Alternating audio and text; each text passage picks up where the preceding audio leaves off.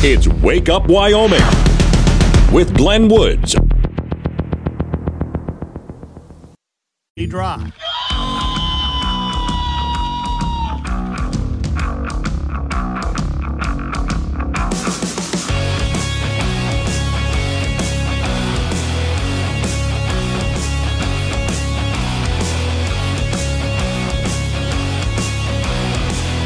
6:06 the time. It's Wake Up Wyoming. Yes, the hurricane has made landfall in Florida. I'll touch on that briefly and then get on to the story about that Gadston Flag mishap that some of you know what I'm talking about, some don't.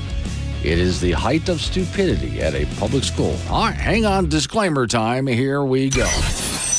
Warning, this show contains reference to guns, liberty, limited government, low taxation, the cult of climate change, free thinking, cigar smoking, short people, rubber chickens, Karen's bureaucracy, liberal buzzwords, tour runs, traffic, toilets, terrible jokes, and more. No apologies will be issued. Guest callers may express any opinion they want without fear of being canceled. Unless you're a loudmouth jerk like Dave, then Glenn will hang up on you.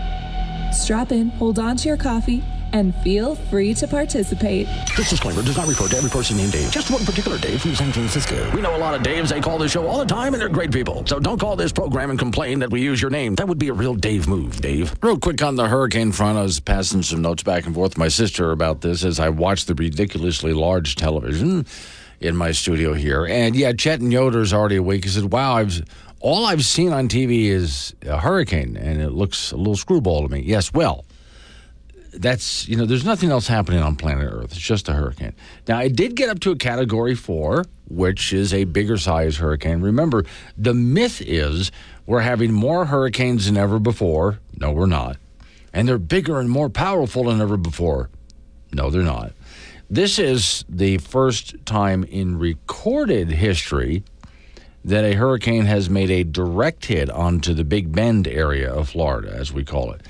Well, that doesn't mean it's never happened before. It's just since human beings have been keeping records about stuff like this, which hasn't been very long.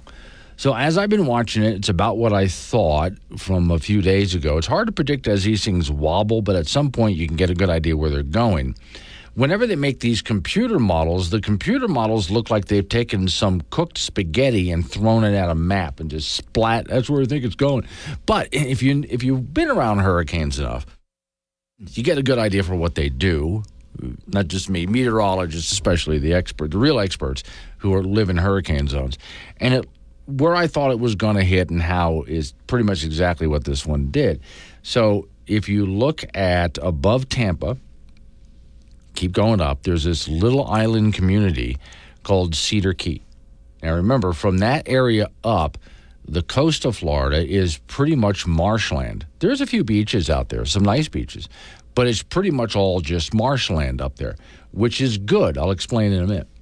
Cedar Key is it's a town, but it's a group of little islands that are way out in the marsh, at the edge of the marsh in the Gulf of Mexico. Jim, if you're listening, Jim's a pilot, the shortest paved runway in Florida is one of the islands on Cedar Key. And that little runway, really short, it's got Gulf of Mexico on one side and muck on the other side. So when you go to land, yeah, there are some planes that have tried to take off and for whatever reason didn't quite make the distance and wound up sort of in the water and stuck in the muck. Other planes have taken off on the Gulf side, and sometimes the Gulf of Mexico is the same color as the sky, and you know the problems that can cause, and that has killed some people. So insurance companies do not like it. When pilots go to land in Cedar Key, they don't tell their insurance company because insurance companies will not insure that little airport or pilots who like to go there. They just won't do it. It's a very short little paved runway. Well, Cedar Key is what's getting really pounded. North of there is Horseshoe Beach, and north of there is the town of Steinhatchee. The advantage to the last two towns I just mentioned is they are surrounded by a lot of marshland, and so the toughest part of a hurricane is the tidal surge. So when they say that a hurricane made landfall, they mean that the eye crossed over the land. It's officially in landfall when the eye of the storm crosses over land. But the eye of the storm is not the most dangerous part of the storm. If you're looking down from a satellite, you want to look at the right-hand side of the storm. In this case, that's exactly what hit Cedar Key, Horseshoe Beach, and Steinhatchee. Yeah, I mean, head on, with full force tidal surge of a Category 4. So it's going to be really interesting to find out when that clears off what's left of it. Now, the storm immediately will start to weaken as it moves across Florida up through Georgia and South Carolina. They're going to get a lot of wind, a lot of rain, a lot of wind, and a lot of rain. That's still damaging, but at least the Big Bend area absorbed the toughest part of the storm. There's not many people living out there. Those towns that I just mentioned are really tiny. And there's some individual homes and farms out there. There's not many people. So most of the brunt, well, the bulk of the brunt of the storm surge, which is the most dangerous part, was absorbed as this thing has made landfall. Now they just have to deal with a whole lot of wind and rain. One last note on this. If you hear in Florida, let's say they have a tropical storm and they say, oh, it's 30-mile-an-hour winds. Well, here in Wyoming, we're like, big deal, 30 miles an hour. Yeah, but you're at 4, 5, and 6,000 feet and so on, way up here. When you're at sea level and it's 30-mile-an-hour winds, that's a lot more air pressure, and that does a lot of damage. This storm's over 100-mile-an-hour winds. Okay, so that's what I've been watching this morning. Chet and Yoder asked the Seminole if there's been one there. I think, yeah. I don't think the Seminole Indians were keeping records. I really don't. Jim in Casper. Oh, yes, we did. Jim, you're right. Jim was at my house and trying out my flight simulator. And I think I set up Cedar Key for you. But, yeah, if you go online, Jim, and take a look at some YouTube videos of people landing at that little airport in Cedar Key, it is really a delightful challenge. It really is. Pilots love that little airstrip. And yet again, insurance companies do not want to hear that you like going to Cedar Key. They absolutely do not. Now, the one thing, I'll toss in one last thing about the storm. We don't know what's going to happen here. Of course, the models that they build for the storms, is again, it looks like they took spaghetti, cooked it, and then threw it at a map. So you never know where this is going to go. So a couple of the models suggest the storm may make a loop and come back, which I doubt, but we'll see. What could happen is it goes right up through Georgia, up past Savannah, out South Carolina. By then it's a tropical depression. And it goes back into the Atlantic. Now, if it catches the trade winds just right, it could loop back around and come right back at the United States again. Where, we don't know. Florida, South Carolina, we don't know. And would it build back up in strength and come back? You know, a couple of the models said that. I don't think so. I mean, that's really highly unlikely that would happen as far as hurricane force strength, but we'll see. In most cases, those storms end up just going further up into the Atlantic and then dissipating as they get further north. Whatever the case is, it was not caused by human beings. All right, real news that's important to the rest of you up next. 6:14, Wake Up Wyoming. Everything you need to start your morning. Coffee, sarcasm, weirdness. Wake Up Wyoming with Glenn Woods on K2 Radio.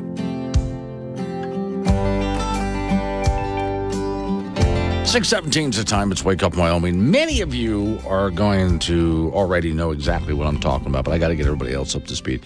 I was going to play the audio from the video of this, but I just don't consider it really good enough radio quality. But you can find this online. It was taken from a room that has a lot of echo in it. The camera and microphone were kind of far away from the woman who was speaking, or people, I should say. But here's the story. So apparently the Gadston Flag, don't tread on me with the snake, is now a symbol of hate and wrong war. The Civil War? Oh, hang on. Here's the story. A schoolboy has become an instant internet legend for defying a school district, the story says. The 12-year-old, so he's braver than a lot of adults I know, the 12-year-old, as is often the case, has a bunch of patches on his backpack as an expression of his individuality. This is who I am.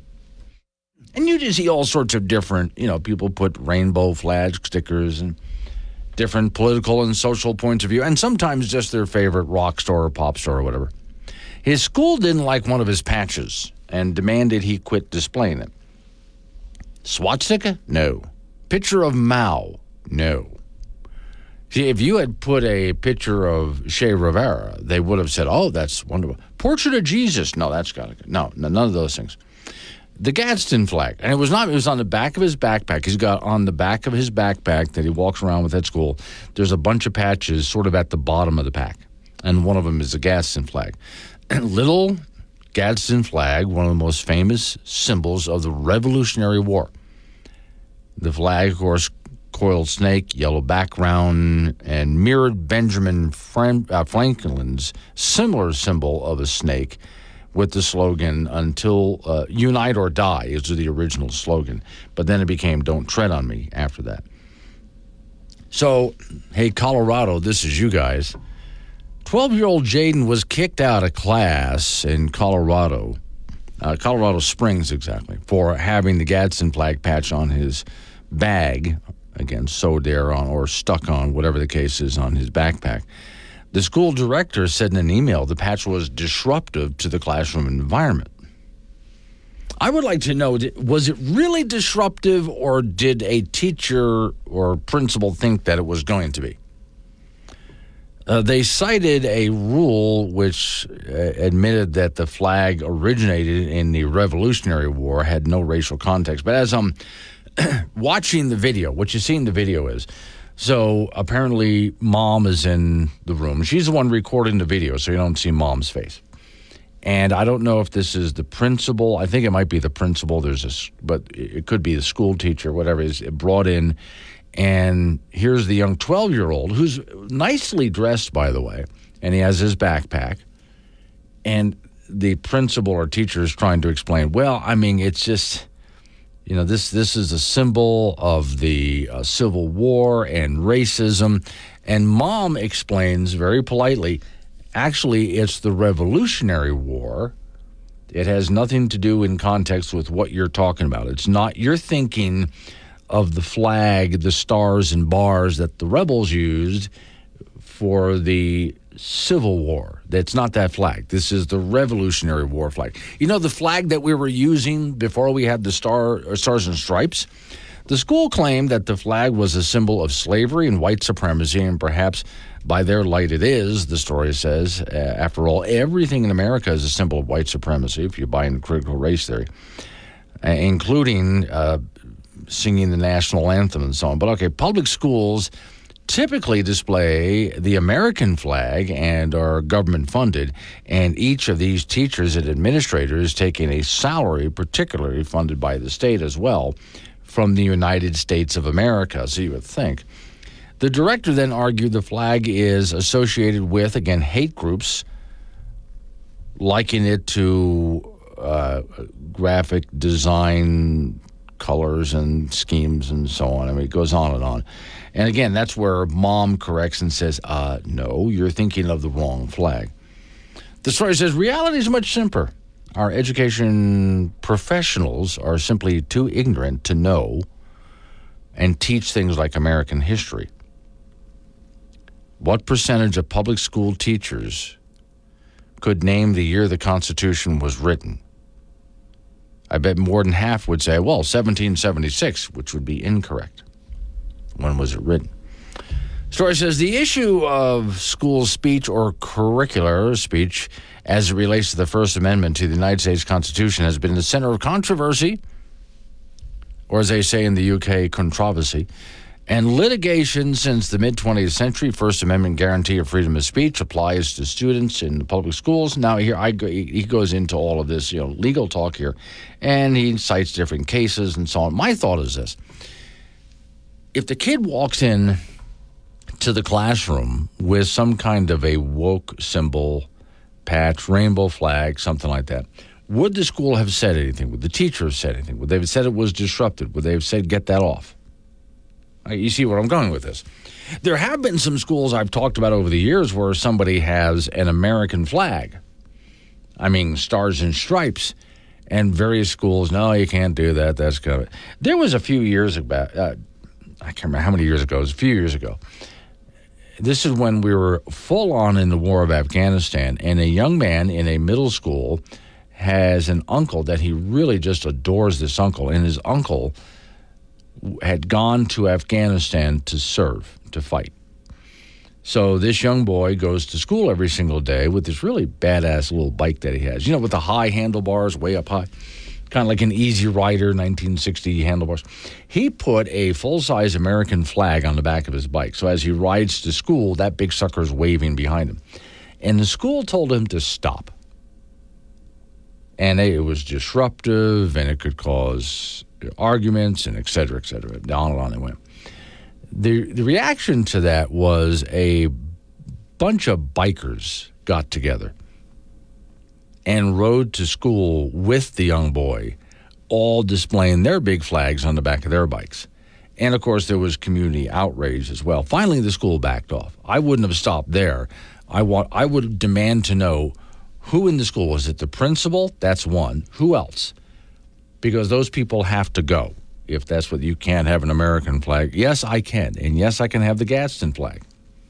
So this is Colorado Springs, right? All right. Well, congratulations, Colorado. This is where you're going. Jim and Casper, it was displayed on every Army vehicle we ever had after 9/11. Chet and Yoder, I got ridiculed for the flag as my profile picture on Facebook years ago. Really? Chet, who would ridicule you for having the flag on Facebook? Now, are we talking Gadston flag? I bet you're talking Gadston flag, right? Because a lot of people misunderstand what that flag is. But then again, they weren't taught history, were they? Bradley's in Douglas. Morning, Bradley. Any symbol that doesn't promote misgeneration or I see, is a symbol of hate to those losers. Well, yeah, you have to have a symbol that is a woke symbol, and it will be perfectly embraced, welcomed, and allowed. But if you put up something, I mean, again, you look at the symbol, what is a Gadston flag? Where did it come from? Anyone who's offended by that, and the same thing with the stars and stripes, you're offended by that? Well, you're in the wrong place. Honestly, you are. If you don't understand what those things actually mean, what's the history behind them, where they came from. Remember, these are the same people who wanted Aunt Jemima taken off of the syrup bottle, not understanding who that was. Who wanted Uncle Ben removed from your box of rice, not understanding who that was. These are the same people who want these things, so they're offended by it, so you have to remove those things. And yet they never bothered to look into the history of it. My answer to that is, look, I choose to carry this, to display this, because it inspires me. And it inspires a lot of other people. If you're offended by it, well, then you can go ahead and be offended by it. Go ahead. But you're not allowed to tell me that I have to take it down. It is not my concern if you're offended by it. Your hurt little feelings don't change what I do. That your hurt feelings are your problem. Okay? I'm not going to react and walk on eggshells just because you have hurt feelings over something. So you're going to have to deal with those hurt feelings. If you're offended by the Gadston flag, you're mistaken. You should be displaying it yourself if you live in America. You're really mistaken if you misunderstand why that was created and why people still fly it to this day. There have been problems, by the way, homeowners associations. It's okay to put up an American flag, but then someone puts up a Gadston flag. You take that down. There was one homeowners association that said only put up American flags. It is. It's the original one before we had the stars and stripes. But that's a homeowners association for you. So, okay, yet to see what's going to happen with this kid. This is where we're at right now, where the school says, well, the policy is this. And even when it was explained to whoever that was representing the school, probably a principal or teacher, I'm not sure. Even when it was explained, well, we have a policy that we have to comply with, so we're going to enforce that policy. I really am hoping that the parents go after this. I really hope they do. The 12-year-old, I was pleased to see, very well-dressed, well-groomed 12-year-old, who put that sticker on his backpack all by himself, completely understood what was going on. The idiot in the room was the official from the school. Mark and Centennial. Adelia, then Franklin, then 11. Do these people learn the alphabet? Oh, I see.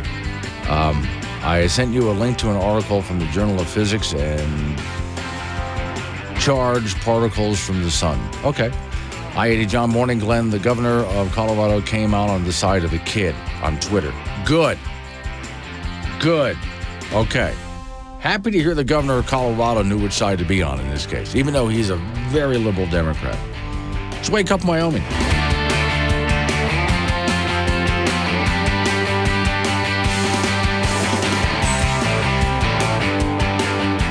Keeping some honest, letting some lie, letting you vent. This is Wake Up Wyoming with Glenn Woods on K2 Radio. Join in at 888-97-WOODS. 6:36 the time. It's Wake Up Wyoming. My name is Glenn Woods. Thanks for joining me. So, okay. I'm going to warn you. Turn the music down here. Warning, just trigger warning, okay? This is going to give you a headache. I'm going to play it for you anyway. You have been warned. So some people just think way too much, and oftentimes they get themselves down some rabbit hole of ridiculousness that is just way too much. One of them for me, and I know a lot of you, is also all of the different pronouns that people are coming up with. And there's last I looked, 136 different possibilities that people can call themselves. And it just really gets ridiculous as they continue to overthink that whole my preferred pronouns are, right? Here's a new one, because we got to keep overthinking this. So here's the new one. What about your noun self?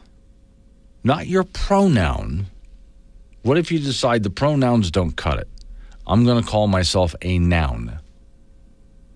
All right, so this young lady is going to explain it to you. Again, caution, this may give you a headache. Self. I spoke about emoji self recently, and a lot of you asked what noun self was, so let's talk about it. Noun self is a form of neo-pronoun where an individual will use a noun to replace a pronoun. So instead of using he, him, she, they, he, she, they will use a noun in place of that. Now, what noun can they use? Well, to be honest, it's really up to the individual, kind of like emoji self. Some people may choose a noun that better reflects their gender identity. They may use nouns that all have a similar theme, or they may just use a noun that they really like and enjoy the sound of, or the word. It's really up to the individual, and they can use as many nouns as they want. They can use multiple nouns, just like you might use multiple pronouns, or they may use just two pronouns to identify with or to be referred to. In that previous clip, I didn't mean two pronouns. I meant two words in place of two pronouns. So instead of he, him, they may use bug and bug self. Hope that makes sense. So as I just said, bug is the example that I will use. So if I was talking about my friend who used bug and bug self as pronouns, I would say, oh, me and Bug are going to go head out for some pizza. Bug really wants to get pineapple on pizza. I don't really like pineapple on pizza, but it's Bug's favorite. Okay, so you get the... Okay. Now... Now we're into noun self. Okay, we got to start thinking, and you better not mispronounce somebody because you get in trouble for that. But now you better not misnoun somebody because you get in trouble for that because they choose nouns as well, and that's what if they want to call themselves Bug, for example. I've decided to call myself Fork. Yes, right? Yeah, and so you can go ahead and say, fork you when you're talking about me, that's fine. If that's what you want to go ahead and, pick maybe a better one that doesn't sound so wrong, okay, I might decide to go ahead and call myself phone, like telephone, if that's what I want to do. Whatever my noun self might be, I'll go ahead and call myself that. And you're supposed to comply with this, and don't you dare. Now, they say don't misgender someone, right? How are we supposed to keep all this straight? How are you supposed to even know? Now, some people will get little pins, and they'll put it on themselves. My pronouns are. And then now that you saw the pin, you know what to say. But in most cases, you would have no idea because how do you supposed to know when you approach someone what they're saying they're going to do? And it's up to their imagination what they want to identify themselves as. Okay. My answer to that is it's very simple because it's one of those things where I'm not going to argue with you. It's just not worth the time. You go ahead and call yourself whatever you want to call yourself. If that's what makes you happy, you identify as whatever you want to identify as. And I'm not going to criticize you. At the same time, no, this is just too much. It's too much. And I'm not going to play along. I'm going to keep things simple. An example of that is a couple of days ago, I stopped by a Subway sandwich shop, and I was just going to grab myself just a little tuna sandwich. I was on the go. Hey, I'll grab some lunch real quick. The young lady behind the counter putting the sandwich together, asking me questions about what I want on it, and I would say, yes, ma'am, no, ma'am. Now, someone might say, well, how do you might have misidentified? How am I supposed to know that? And again, among the gender pronouns, as they call it, last I looked, there was like 136 different options. The last I looked. I haven't looked in a little while, but that's the last I looked. Now, if they're going to start doing nouns, not just pronouns, then what are we supposed to do? It's too much. It's way too complicated. It's way too much. And in most cases, the vast majority of cases, it's way too absurd. Right? So I'm not going to do it. I am a polite person. That's why I was saying to the person behind the counter, who, by the way, she was working really hard, not just with me. There's like a line going out the door there. And she was working really hard with this line. So that's why I was saying, and I do that to all sorts of waiters and waitresses. I'm very polite like that because I have a lot of respect for the work that they're doing. When I was much younger, I did restaurants. From fast food to, I tried to be a waiter. I'm not cut out for that. And I have a lot of respect for people who do that kind of work. That's why I'll refer to them as ma'am or sir, because here's someone really working hard just to get that almighty dollar for me. Okay, and because of that, I'm so polite. Don't confuse this, please. Please don't. Bradley and Douglas, when people act like this in public and expect us to play along with their delusion, well, he wants to mock them. Okay. Chet Yoder, only one smart reporter on Fox. He's in Clearwater. This is the hurricane. And in a 2-story hotel with a Starbucks restaurant and a restaurant in it. Now, yes, that's a smart reporter who's picked the right place to be during a hurricane. 642. Speaking of... Blow off some where you face the day at 888-97-WOODS. Wake up, Wyoming, with Glenn Woods, live on AM 1030 K2 Radio.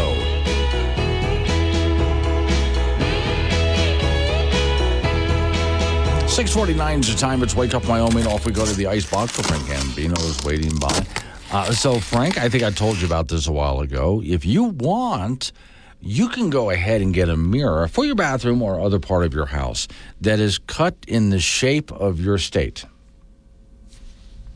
Okay. Yes, so. And I absolutely have zero interest in that. Now, if you live in Florida, that's interesting. If you live in Texas or, that's interesting. Yeah, so where the borders are kind of, But, Frank, see, you're lucky because you live in Wyoming and your mirrors in your place came pre-cut already in the shape of your state. Maybe. Yeah. I think more mirrors that I've seen are actually shaped like Montana. You think so? Okay. With that one side that sticks way out? Well, yeah, but it's also longer. I see. More rectangle, right. You're saying, than square. Yeah, okay. I've also noticed other things, like when you're in a hotel in Wyoming, your bed is shaped like Wyoming. You see what they're doing here? This is marketing, Frank. Your pillows? Well, that's not like Wyoming. That's more like...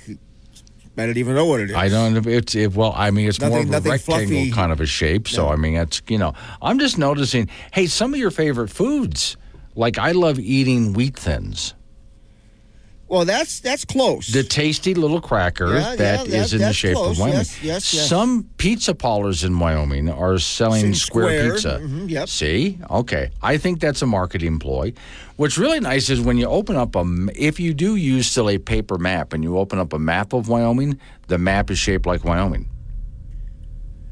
Yeah. Okay, see? Yeah. You didn't have to pre-shape the map. I mean, a map of Florida is kind of hard to do, but No. it's already in the shape of Wyoming. What about like a map of Arkansas. Yeah, it's a little, okay. Hey, this not the same. No, okay. But, I mean, I have even thought, this is like sliced bread. It's like eating a piece of Wyoming. Mm-hmm. You see what I'm saying here?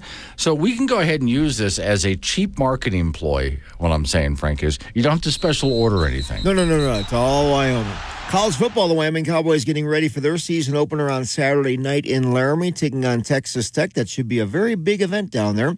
And the Red Raiders have super talent on offense. The Cowboy defense has super talent too, and they're going to see what they're made of right away, particularly the secondary. Texas Tech quarterback Tyler Shuck, 6'5", and he is 8-1 as a starter with the Red Raiders, including a bowl win over Ole Miss last season. Shuck is a transfer from the University of Oregon and saw significant playing time there. So the Pokes on offense probably need to run the ball to the max and chew up some clock to keep the Texas Tech offense off the field. Does UW need to play a perfect game? Not necessarily, but they need to keep mistakes to a minimum. UW is a 2-touchdown underdog in the game. That's a 5:30 start on Saturday night from Laramie. We'll have that for you on K2 Radio in Casper and KOWB in Laramie. National Football League teams make cuts to get down to the 53-man roster. A few former Wyoming Cowboys were casualties here. The Denver Broncos cut defensive lineman Mike Purcell. Defensive back Tyler Hall was cut by the Las Vegas Raiders. Running back Brian Hill let go by San Francisco. Former Cowboy defensive back C.J. Colden was cut by Minnesota, and Colden played his last year of college football at Oklahoma. Former Poke D-back Azizi Hearn was let go by the Raiders. He played his last season of college ball at UCLA. Our latest WyoPreps.com high school football poll is out, and 4A Cheyenne East remains number 1, Sheridan 2, Natrona 3, Thunder Basin 4, and Cheyenne Central 5. Over in 3A, Star Valley is number 1, followed by Cody, Douglas, Powell, and Buffalo. In 2A, Lyman remains number 1, followed by Bighorn, Mountain View, Lovell, and Tongue River. In 1A, Nyman, Pine Bluffs 1, Big Piney 2, Wind River 3, Southeast 4, and Lingle Fort Laramie 5. And in 1A, 6-man, Little Snake River 1, DuBois 2, Burlington 3, Encampment 4, and Matisse 5. The high school volleyball season rolls along this week. Gillette will have a big tournament Friday and Saturday with Kelly Walsh and the Natrona, Laramie, Cheyenne Central, Burns, and Glen Rock involved in that one. Cheyenne East will be in the Evanston tournament later on this week. That's it, the sports. So Miss Mary is trying to relocate her cat because her landlord is redoing the windows. She has one of those hairless cats. Oh. Yeah, that's what everybody says. That's okay. And is it running around here? I don't know. She doesn't feed it after midnight, she told me. You can guess why. Alrighty there. Yeah, and I'm asking her, does the cat have clothes? I would have to. Yes, the cat. I would have to buy the cat clothes because I get cold just looking at it. Right. So, well, is it living here at the radio station? I was offering her. It is Bring Your Cat to Work Day if she has no place to put it. We would all love to see the hairless cat. Oh boy. Out of curiosity. Yeah. All right. Thank you, Frank. Yeah. Looking at hairless cats make me I get cold looking at them, especially in the wintertime. So Wake Up Wyoming. Drop.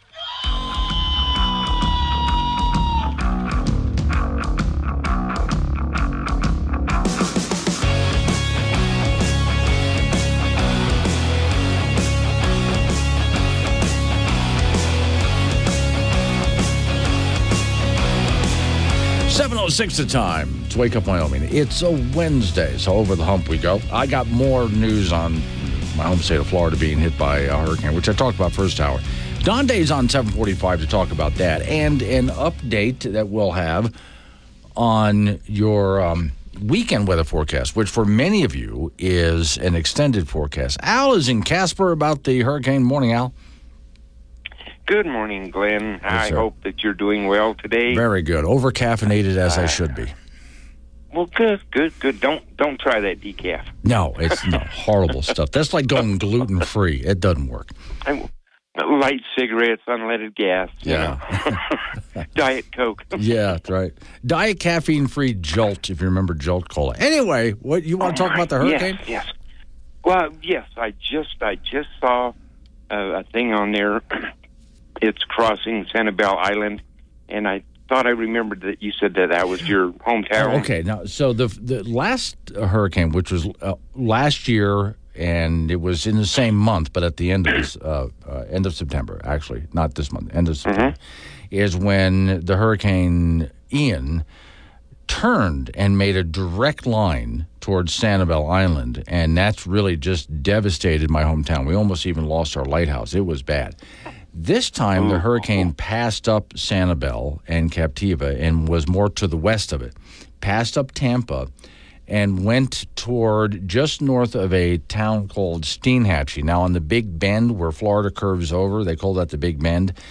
It didn't, it hit directly in the Big Bend area, which is like the armpit of Florida. It smells bad, too, because it's marsh. It really stinks. So anyway, there's a town, the towns to worry about are Cedar Key, Horseshoe Beach, and Steinhatchee. And now those are tiny towns, like Wyoming-sized towns, tiny little towns. And they're in a marshy area. Those are the ones that I'm wondering how they did, because they got hit by Category 4 head-on. Now the storm is inland a little bit and heading toward Cross City, places like that. So now they don't have to worry about tidal surge, but it's still a Category 3. So lots of wind, lots of rain. We'll just have to wait till it clears to find out how they did. Well, okay, I just was wondering and hoping that, like, your sister's not down there, you know. My sister just sent me. My sister is further inland in a town called Lake Wales, and she just sent me a picture of her hair blowing in the wind, which is hysterical because it's barely blowing. The storm is way north of her. Oh, cool. I appreciate the concern, though. Well, I get to listen to you every day. I'm in my work truck. Okay. I can't call in the work truck. Yeah. I enjoy your program so very much, and just keep up the good work. I appreciate it. Thank you. Yeah, so Sanibel and Captiva are fine. They did get a lot of wind and a lot of tidal surge, but they've been through that before. Nothing like what happened last year at the end of September is when Hurricane Ian just devastated. So, again, the towns of Cedar Key, Horseshoe Beach, and Steinhatchee, that's going from south to north there, are the ones that really got hit. Now, they always talk about when the eye of the storm hits, okay? But that's not the most dangerous part of the storm. If you're looking from a satellite down, picture the right-hand side of the storm, or in this case, the bottom side because it's hitting Florida. And that's where all of these tidal surge builds up and comes slamming in like a hard punch. That's what does the damage. And that's where Sanibel got hit last year. It took that head on, and Fort Myers Beach took it head on. So, again, it was Cedar Key, Horseshoe Beach, and Steinhatchee are tiny little towns in the marshy Gulf of Mexico side of northern Florida.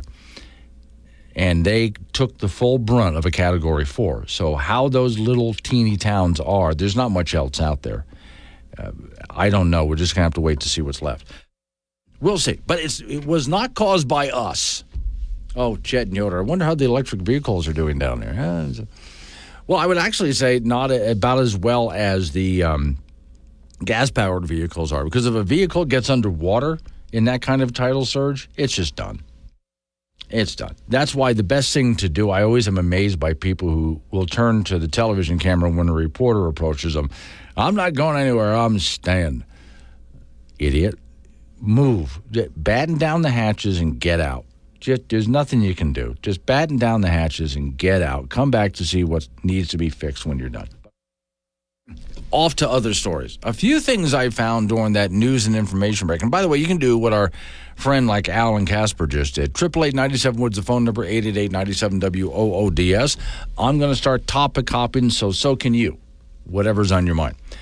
A Wisconsin senator has just reimbursed taxpayers for travel during COVID after she told other people to stay home.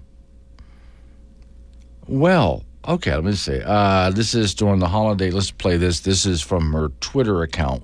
While Thanksgiving looks a little different this year, I hope every Wisconsinite is doing their best to stay healthy and celebrate safely. It's never been more important for our state to come together. Throughout this holiday season, I'm asking every Wisconsinite to wear a mask in public, wash your hands frequently, practice social distancing of at least 6 feet from others, and don't host or go to gatherings with people outside your household. And just stay home if you can. Okay, now she didn't do any of that. So, and she charged the travel that she did to the taxpayers. So recently, she reimbursed taxpayers. It wasn't a whole lot, $630 for a trip she took from Madison to New York, where whoever she's involved with, she's in a relationship, is with. The trip was for an extended weekend at exactly the time she just got done telling people, don't travel, stay home. Here's the kicker. She posted that video that I just played for you saying, don't do that. And then she went off and did it. Typical hypocrisy from many politicians. Do this. You need to do that. And then they don't. They do exactly the opposite because those rules don't apply to them. And remember, during the whole COVID thing, I would not the only talk show host, many other talk hosts were on the air calling out all sorts of politicians who were demanding and trying to make rules about travel and you stay home. And then they would go off and Governor California, Governor Colorado, the list goes on, mayors all over the country. The rules don't apply to them. During this time, Wisconsin, the story says, in New York, we're experiencing a surge in COVID cases. Wisconsin was on New York's travel restriction list. She wasn't too worried. Apparently flying from one hotspot to another, well, so what? You can't do that, but they can.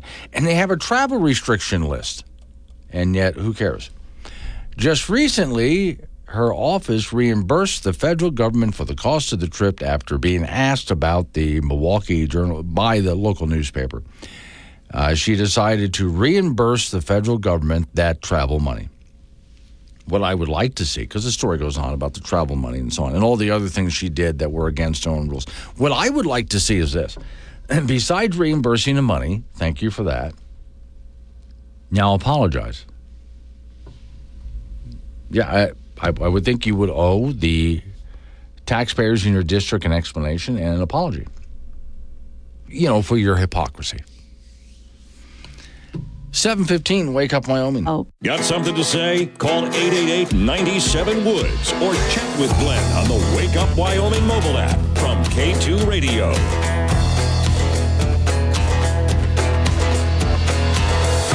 7:20 is the time. It's Wake Up Wyoming. Okay, whatever you're doing, just stop. You're going to like this. This is going to make your day, okay? Just stop what you're doing. Stop the music, everything. Just sent this to Miss Mary. Mary, I think you can agree this is something worth bringing to everybody and talking about today as your topic of the day when you're goofing off at work. There is a Burger King sign in Elwood City, Pennsylvania. Okay. And it says at the bottom on the marquee that they're hiring. It reads, now hiring losers up to $14 an hour.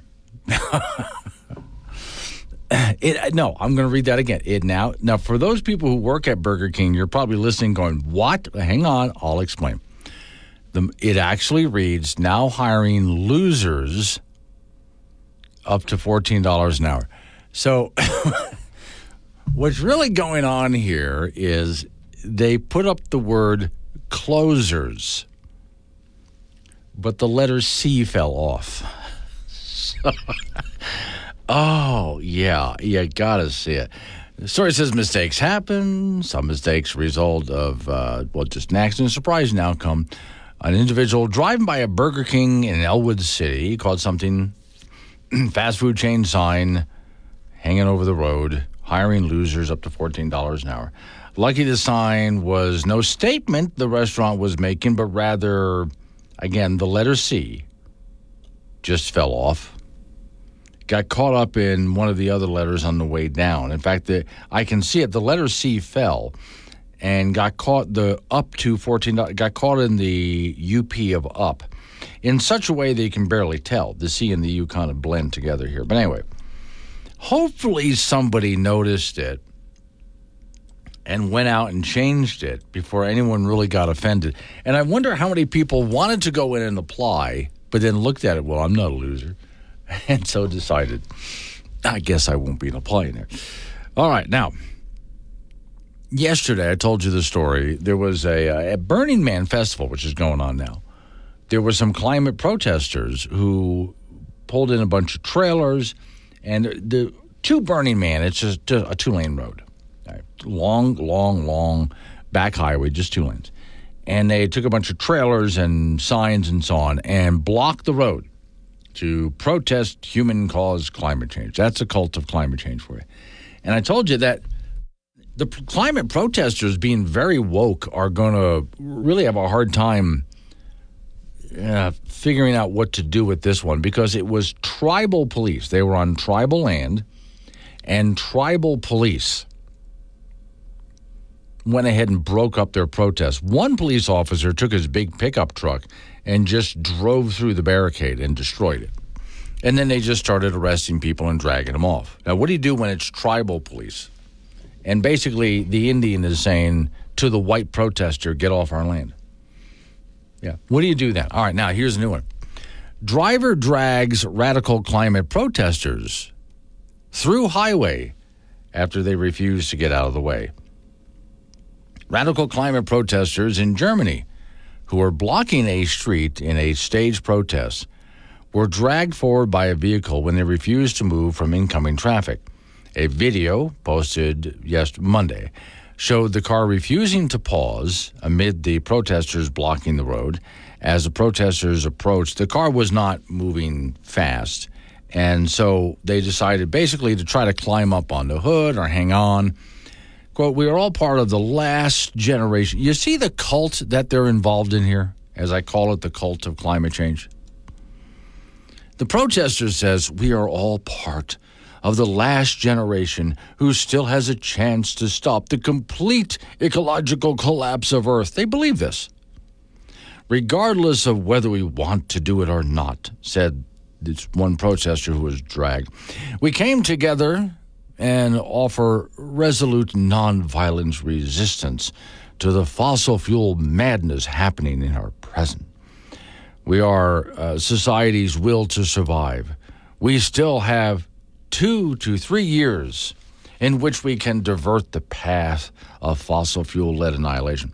So these kids actually believe that we have 2 or 3 years left. Hey, let me go back to the clock here, because I can't believe that they've actually chosen to disagree with the Virgin Greta. Now, if you're wondering why I call Greta Thunberg that, Greta Thunberg is now, I think she's 20 or 21 years old now.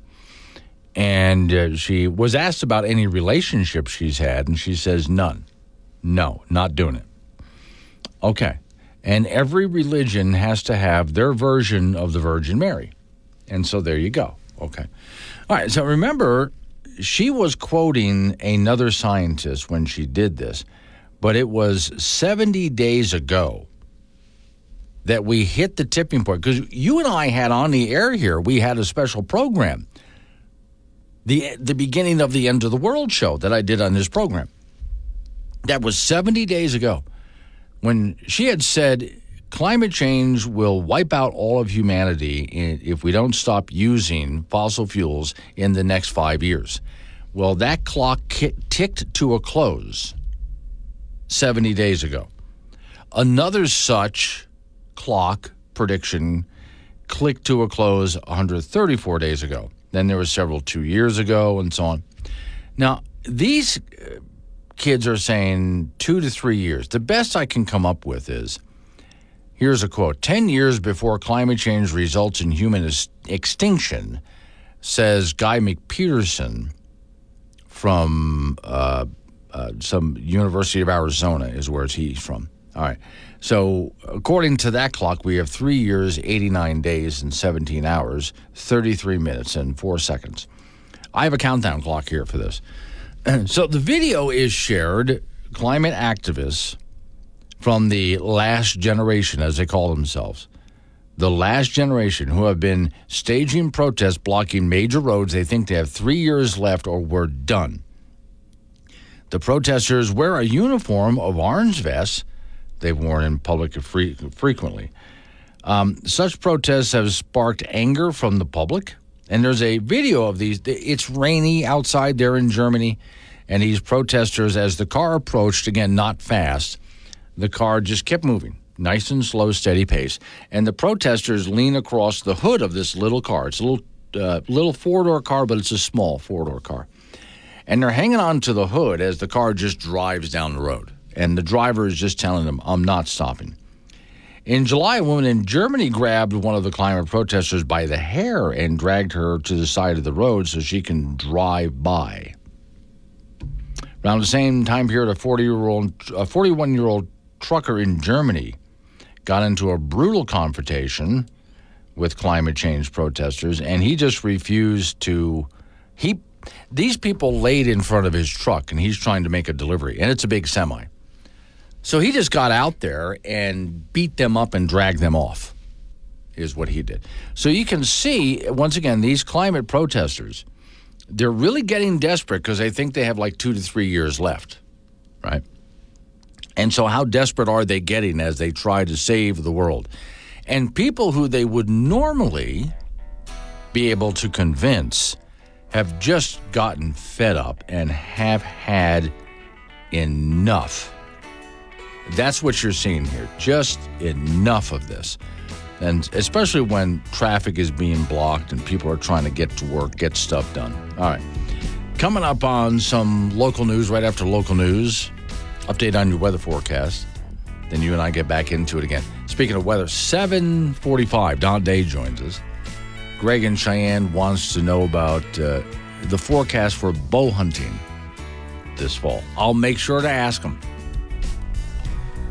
Let's Wake Up Wyoming.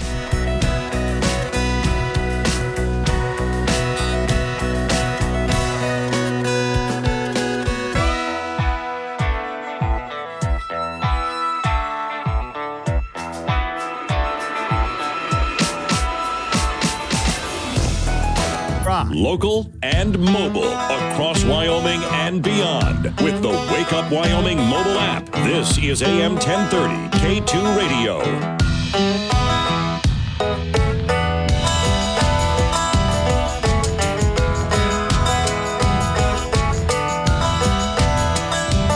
.36 the time. Wake Up Wyoming. My name is Glenn Woods. Thanks for joining me. Don Day will be on 7:45 to talk about the extended weekend weather forecast.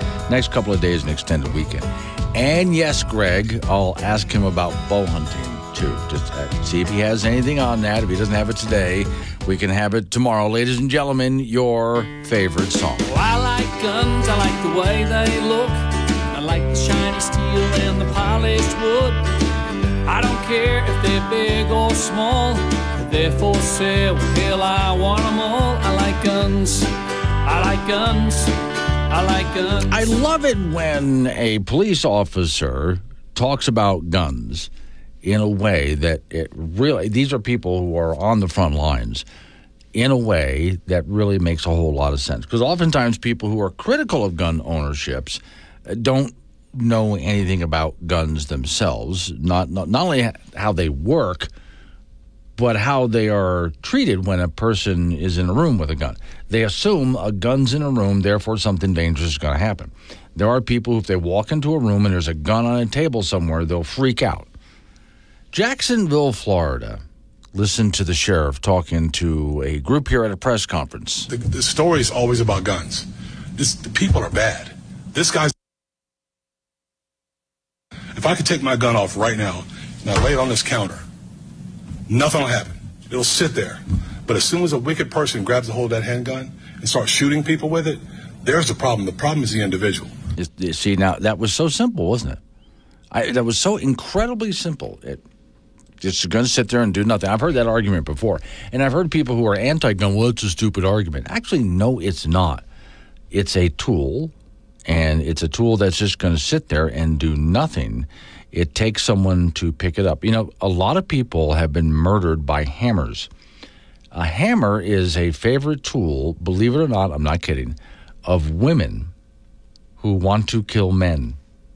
I've talked about that before on the air. That's actually a problem. And you can look that up. And if I come into the room with a hammer and lay it down, no one's going to get killed. We're okay. Nothing bad is going to happen. And most people would pick up the hammer and use it for what it's intended for, pounding nails. That's what a hammer's for. There is the occasional person who wants to do something harmful who will pick up the hammer and do harm to another human being with it. Now, it's not the hammer that's bad. I don't need to explain this to you guys. You get it. It's not the hammer that's bad. It's, of course, the person wielding it that's bad. So in the proper hands, a gun is a good thing. But when you get it into the hands of something bad, it's a bad thing. So should our entire discussion be about guns, here we go again, or about mental health? And we've talked about this at length. Every time there's a shooting somewhere, why are we talking about the tool that's used? Why don't we talk about the mental health of the individual? And as I've said before, if you got rid of the tool, if you got rid of the gun, you got rid of all guns, they're just going to pick something else up, which is what this Jacksonville, Florida sheriff is saying here. He's in I know I don't have to explain this to you. You get it. But he's explaining it to the press. And I'm thinking, it's not just members of the press that needed to hear that really simple, basic argument. It's also members of the general public who would be very anti-gun, who need to hear such a simple, basic argument. Although, again, I've heard people say, well, that's just a stupid argument. No, it's not. It makes perfect sense. It will do nothing until somebody picks it up. I even one time, I had somebody ask me, I was holding a 9mm pistol, and they were asking me why the bullet was hollow. Well, it's called a hollow point, I said. And here's why it's a hollow point. Here's what the hollow point does. And while I was explaining it, I took one of the bullets out of the magazine, and I went to place it in her hand so she could hold it and get a good look at it. And she jumps back, pulling her hand away as if, and I looked at her and said, what do you think is going to happen here? That it's going to suddenly jump up and bore through your head or something like that? It's not going to do anything bad. It's completely harmless.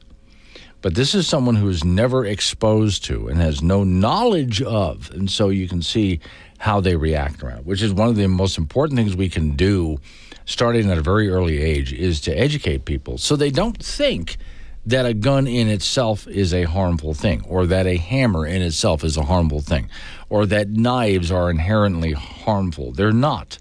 They're one among many tools that are used for good purposes every single day.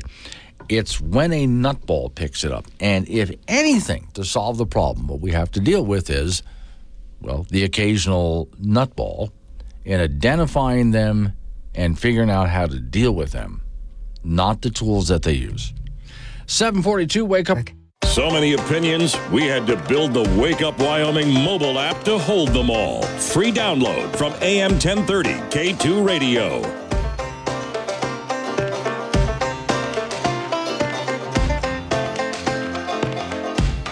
7:45 is the time. It's Wake Up Wyoming. Off we go to talk to Don Day from Day Weather. Well, let's get the big important issue out of the way right away.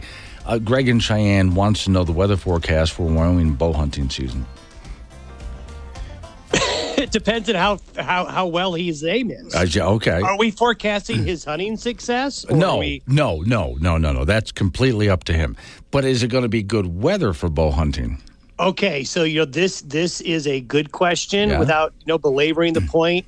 Yeah. I hear everything, and I don't do it as much as I used to, but I used to actively was a bow hunter in the month of September. There's the bow hunters that think it's too warm no matter what. And then there's the bow hunters that don't like, a variety of different things when the weather starts to turn on it. It's going to start warm, okay, with these warm temperatures here, but I would expect that the late second and into the third weeks of September, I do see colder weather, moving the elk around and a drop in temperatures. So I think it'll be a good bow season in terms of it not staying hot and dry all of September. See, now you can ask Don Day any Wyoming weather question, and he's got you covered on that. All right. Now, real quick, Florida, watching the storm, the eye has crossed. It's now moving toward the central northern part of Florida right about now. That's dropped a lot. It's not a Category 4 anymore. So, no, it's moving very quickly, and this is moving a lot more quickly than Ian did last year. That's for sure, and that's certainly going to help. But it did do overnight what it was expected to do, rapidly intensify. Now it's over land, so it'll fall apart. It's going to be all about really the flooding that'll be taking place along its path now. Okay. Now, here in Wyoming, a little bit warmer, a little bit breezier, but still, I was just outside. I looked around and went, nice. Very nice. Yesterday was beautiful. We've had several days in a row of some really nice weather, and that continues. You mentioned the wind. We've got a low going across Montana. This will kick up the wind today, so it'll be a little on the windy side this afternoon in many areas, but it'll be warm. There's only a small chance of an isolated thunderstorm in the southeast today, and I think this generally breezy, warm, and for the most part, dry forecast will continue for most of the state through Friday. We will see in the western part of Wyoming thunderstorm and shower activity picking up late Friday into Saturday. That spreads more east Sunday, and we're still looking at that Labor Day Monday as being the day where the weather will be the most unsettled. Okay, and that's the big thing, unsettled. So last we were talking about, you could sum up probably Monday in one word and blah. Yeah, and this is really true in the western and northern and central parts of the state.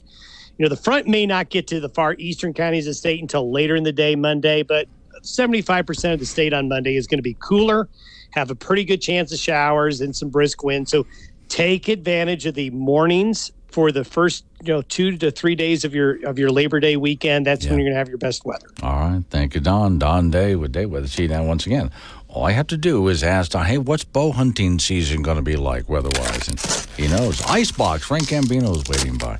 So does that do anything for your Labor Day weekend? No. I mean, it's just, Labor Day weekend, there's a big game on Saturday in Laramie for football. Okay. I'll run around and find high school volleyball and high school football. Sure. Sunday I'll just be able to chill out. Monday I don't have to work. I'll watch the wind blow and See, I did just yesterday. I always take a vacation to Florida once a year to visit my family. Mm-hmm. And I just not now. No, not now. No. But I planned all of that. I just booked it. And my sister and I were agreeing. So when do you want to come back? Well, I'll come back Saturday because then I have Sunday to recover from all of that traveling.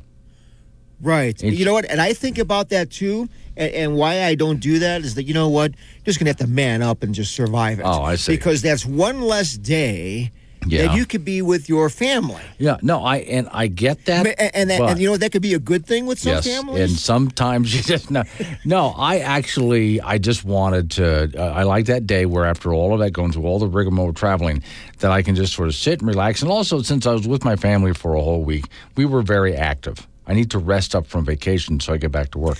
Yeah, I've been through that too. That where you need a vacation to get over your vacation. Yeah.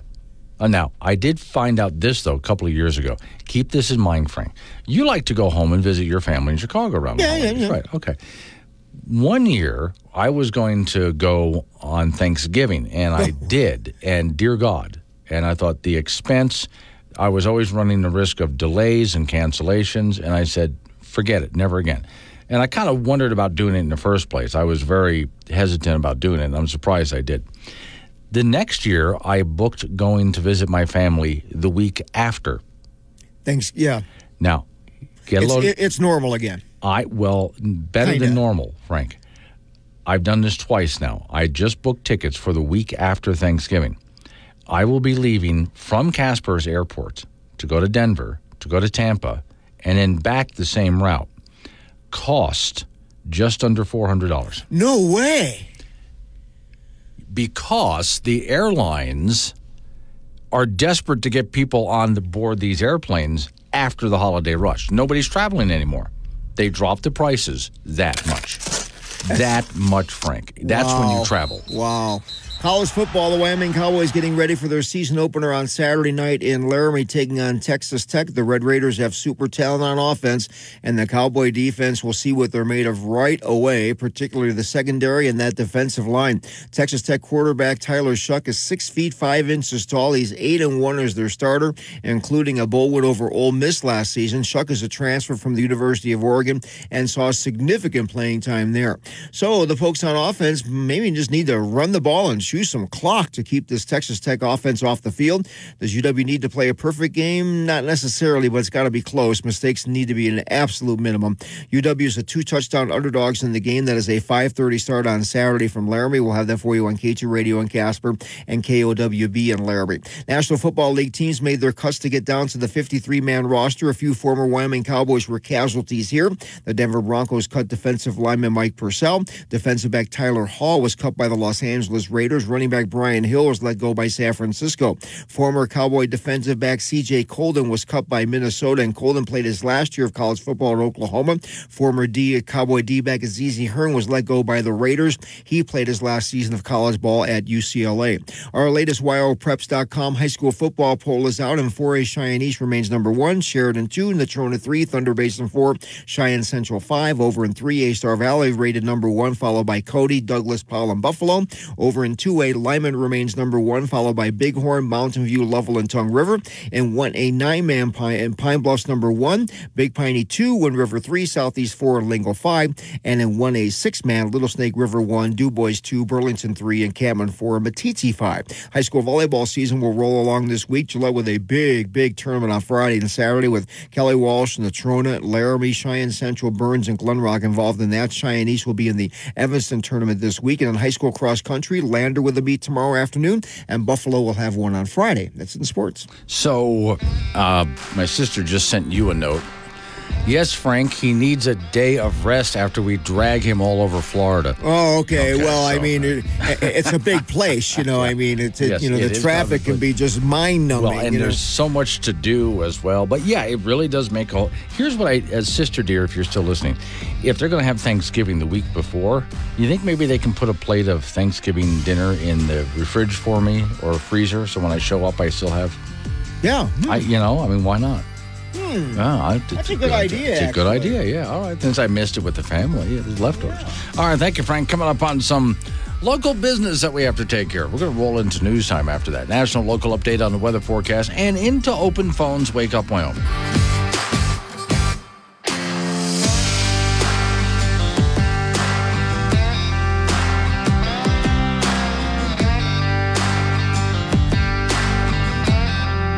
Drop.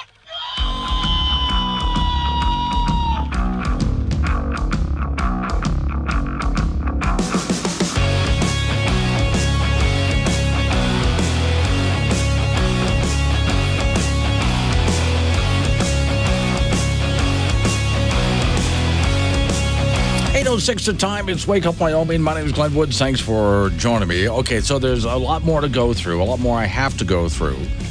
But of course, at some point, every single day, we do open phones. Warning. Wake Up Wyoming is about to enter daily open phones. This means that anyone will be allowed to call in and talk about anything. I mean, imagine if we actually allowed you on air to say anything you wanted. Scary, right? Well, we're just that brand of crazy. If you are offended by what other people think, then maybe you want to tune out right about now. Just saying. If you should choose to call, just remember, the more funny and interesting you are, the longer Glenn will keep you on the line. Obnoxious jerks will be hung up on. Dave. All right, strap in and let's do this thing. 888-97 Woods, the phone number. That's 888-97-WOODS. Talk about what I'm talking about. Change the subject. Fine by me. Slight side note here. For those who heard the conversation I was having with Frank a little while ago, I put this in my book, The Uncomplicated Life. Then I'll get on to the news stories here. So I was just telling them, when we get to Thanksgiving, everybody seems to want to travel on Thanksgiving. Christmas time, everybody wants to travel, right? When the holidays happen, everybody goes traveling. And the problem with that is that's when all the congestion happens. Yes, everybody raises their prices, but in part, it's not them being greedy. They raise their prices because this is when they finally get a chance to make a profit. And you'll see why in just a bit. There are those people who think that hotels, motels, airlines are just being greedy because everybody wants to travel. There's so much time during the course of a year when restaurants, retail, hotels, travel, all of those industries are struggling to make a profit. And then there's a few times a year when they really make a lot of money because everybody's on the move.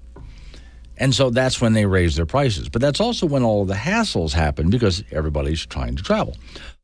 So one year I did go to visit my family in Florida on a Thanksgiving. I've done it on a Christmas too. And wow, I'm glad I made it. I didn't suffer. I suffered delays, but not any cancellations, thankfully. But it was packed with a lot of really annoyed people everywhere I went. It took a long time. And then, of course, the cost of it. Why am I doing it? Then one year I had an idea, and I took a clue from my own book, The Uncomplicated Life. There's a time when people tend to do things all at the same time. Like, for example, if I'm working today after I get out of here, I'm getting things done, and I get hungry, and I decide I'm going to stop by someplace and get, walk into a Subway shop or something like that to grab a sandwich. I don't do it if it's around noon, because that's when everybody's there. It's packed. There's long lines. I'll eat before noon. I'll eat well after noon, but I won't go in when everybody else goes. You see what I'm doing there? So I wondered, I'd ask my sister, what if I just came down the week after Thanksgiving? Not only is travel, it's okay with them. I mean, they got to go to work, but that gives me a chance to go do what I want to do. Then they come back from work and they drag me all over the place. We have a great time. It works out really well as far as family goes. As far as traveling goes, boy, you want to talk about cheap airfare?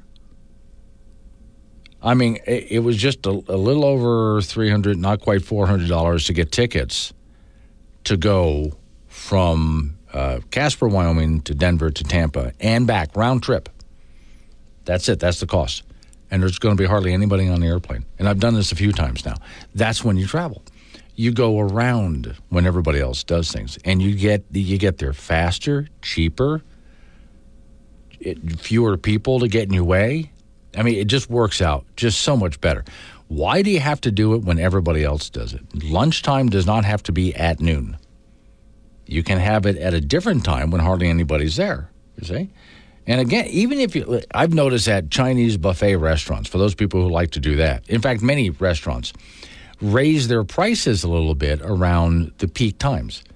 Breakfast is a tad bit more expensive during the breakfast lunch. Lunchtime is a tad bit more expensive at some restaurants during the lunch rush. And the same thing with dinner. If you can get a plate of food during the 3 o'clock in the afternoon, but if you show at 5 o'clock in the afternoon, they're charging more for that same plate of food because that's when the rush is. Or you can get around all of that by showing up at odd times. See what I mean? All right. That's why I put that in The Uncomplicated Life, because I just thought it really saves a whole lot of hassle, makes life a lot easier if you just kind of go around things like that. All right. Stacy is in Cheyenne. Morning, Stacy. Today. Hello? Yes, I'm right here. Go ahead. Okay. I was talking to Miss Mary about what about students whose names are religious, like Mary? Yeah. Or Joseph or Noah. Oh, wow. Or, good idea. Is the Colorado Springs school district going to have a hissy fit about that? Wow. What if you named a kid Joseph? But they do. They do, yeah. So is that going to be banned? Okay. I like the way you're thinking here. I'm looking something up. Okay, I'm typing in offensive name for kids. Okay, insulting names. Okay, names for children, the lines of fruit. Okay, if you want to name your kid after a fruit. 10 people's words, no. Okay, 20 most controversial baby names.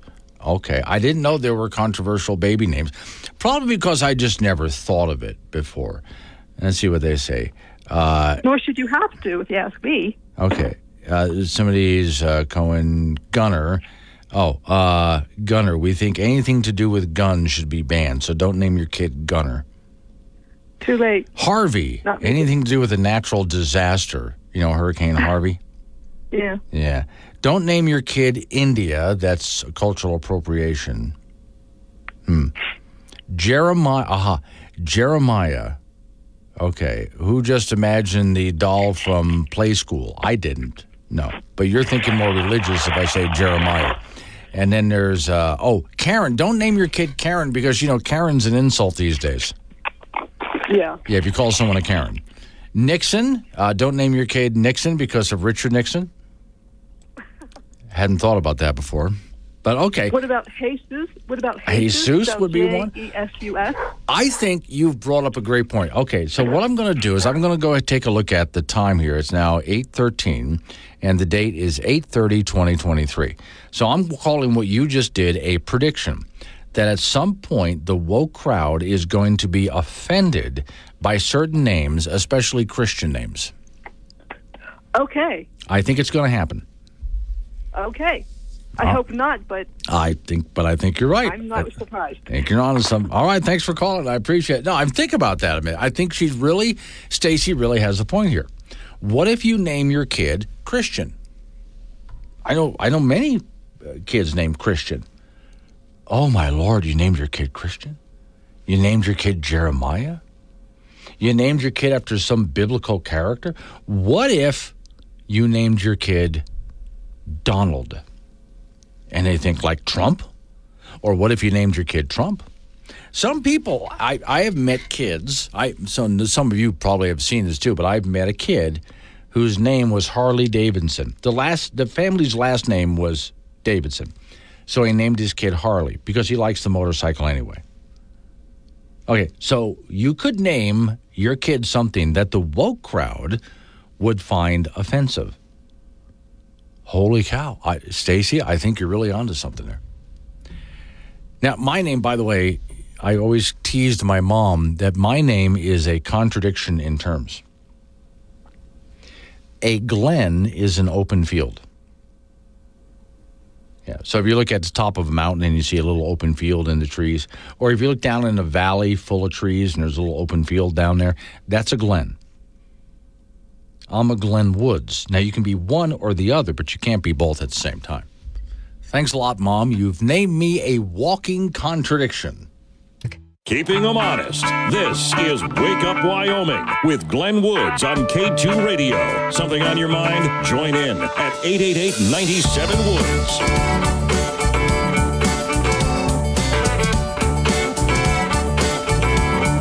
8:20 is the time. It's Wake Up Wyoming. Miss Mary is telling me that her whole family is just going to offend a bunch of people. I think Stacy's right. There are some names out there that are going to be offensive names if you named your kid biblical names. And Miss Mary is telling me her whole family has biblical names. Mary, Matthew, Joseph, John, Elizabeth, Andrew. They're all biblical names. At some point, I know kids named Noah. I've met several kids named Noah. That's going to offend people at some point because you named your kid after it. Some kid is going to be named Trump. Somebody's going to, because they're a Trump fan, they're not going to name their kid Trump. And that's really going to offend a bunch of people. All right, moving on. You can change the subject if you want. 888-97-WOODS, the phone number, 888-97-WOODS. Ladies and gentlemen, picture yourself in a dance hall with a bunch of sweaty college students, arms in the air, dancing. Greta Thunberg's face up on the big screen as she looks angrily down and says to the crowd below as they dance, "How dare you?"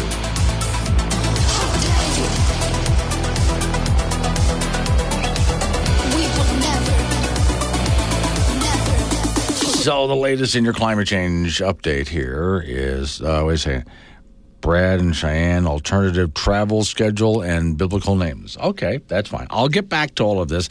Hello, Brad.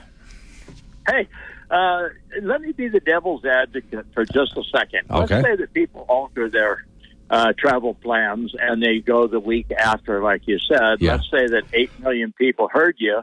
Yeah. And they all think that's a really good idea, so they go the week after. And when you go the week after, you're so piled up at the airport that you decide you should have went at Thanksgiving. So then I get to go back to going a week. But so then I get to go back of going a week before. You see how that works here? I'll just go ahead and switch again. My point that I wrote in The Uncomplicated Life is when I figured out when I first got to, I moved to Tampa, living in a major city, working on a small talk network there, right? And I tried to go to work the first day, and I got caught in rush hour traffic to and from. I lived 15 minutes away from the studio. It took me an hour and a half. That's you got to be kidding me. And so I started to figure out how to go around people. But you're right.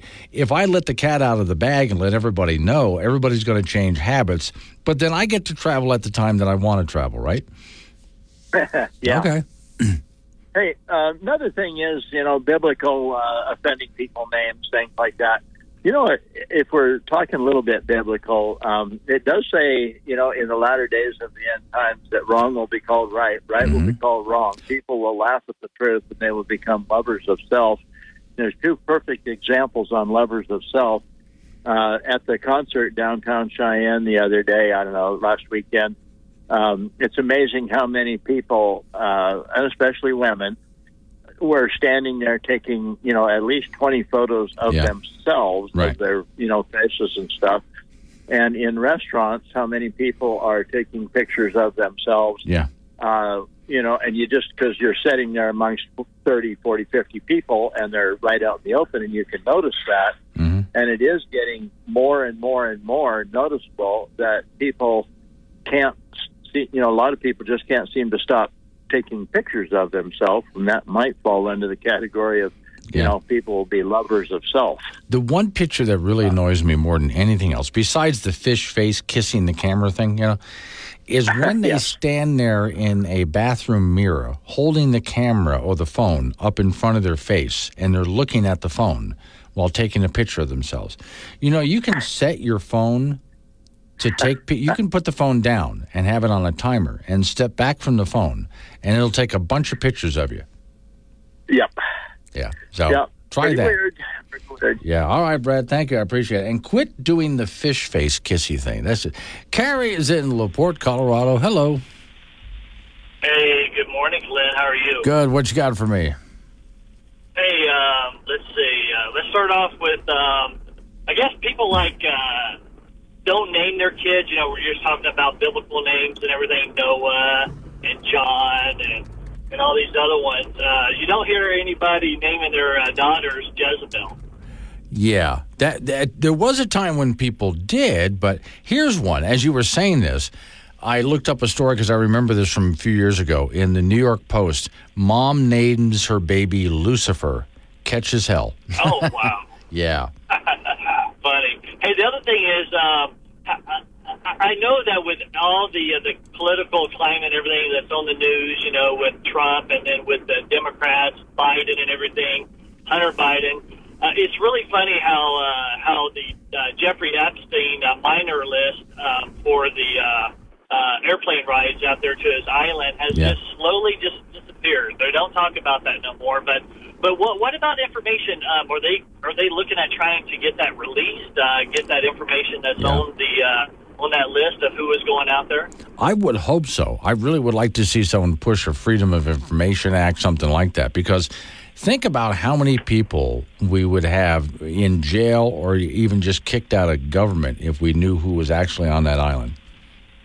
I tell you, we should. It's like that thing now that that's Republicans.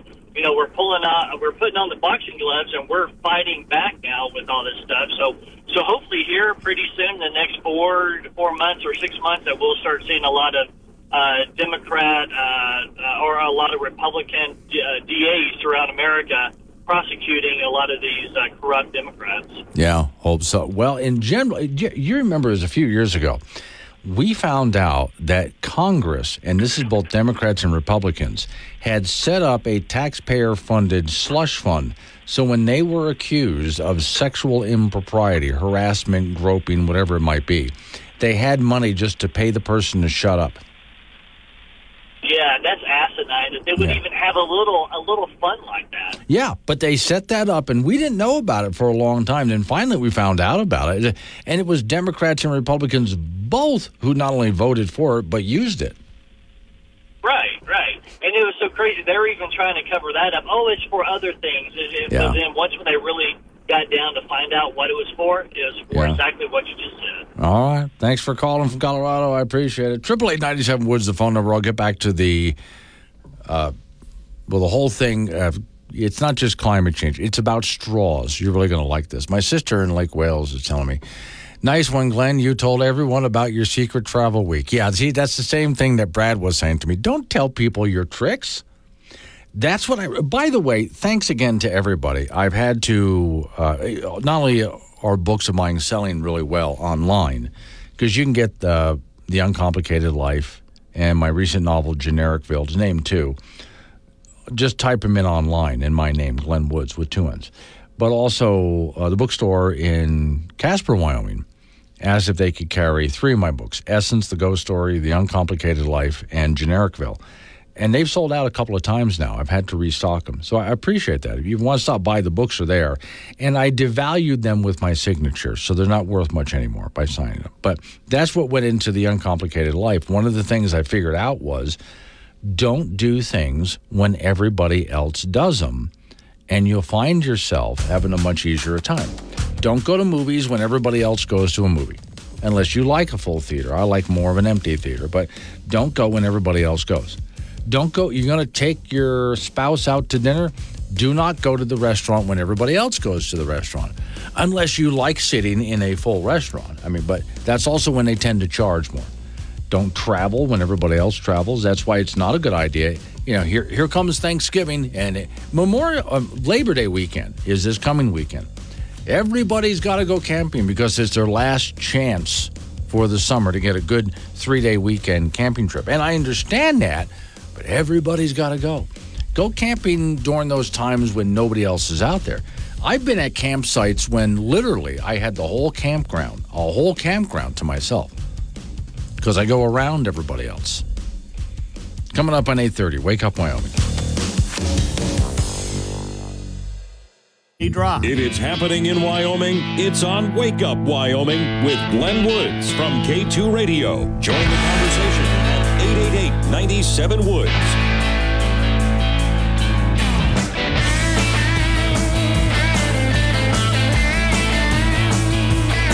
8:36 the time. It's Wake Up Wyoming. Somebody says, Stacy started all. She's in Cheyenne.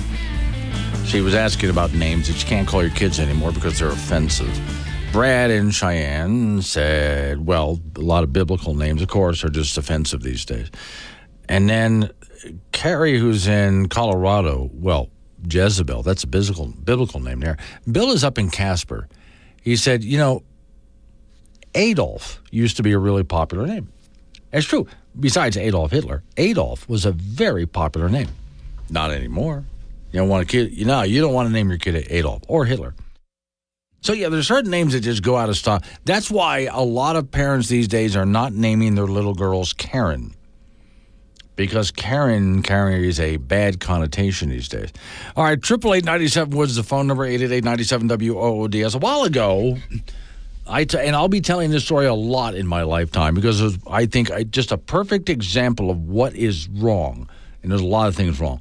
But remember that 9-year-old, as a school project, was told to do a study. And he came to the conclusion that Americans use 500 million straws a day, and most of them wind up in the ocean. And because of that, he got news coverage all the way up to the national news.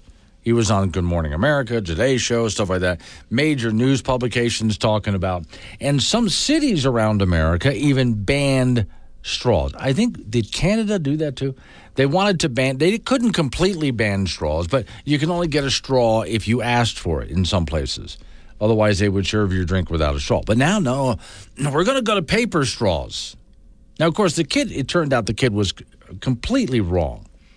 We don't use anywhere near 500 million straws a day, and the vast majority of them don't get anywhere near the ocean. Okay? If you're looking at all the plastic in the ocean, go take a look at Asian countries. It's not coming from America. All right, so story I have here says, since we have to go to paper straws, right? Well, those paper straws turn out not to be good. Turns out paper straws contain a chemical that are both bad for you and, well, basically bad for nature when you throw them out. Turns out paper straws have a harmful chemical that's linked to all sorts of horrible health problems. Paper drinking straws are harmful and may not be a better choice for the environment than plastic straws. Let me go back to a story I've told you before about clear, but let's review that one. And there was a time that environmentalists said, hey, we're putting dyes into everything, food coloring and other dyes, shampoo, toothpaste, body lotions, also cleaning products. We put dyes to color all sorts of things to make it attractive to our eyes when we go to purchase it, right?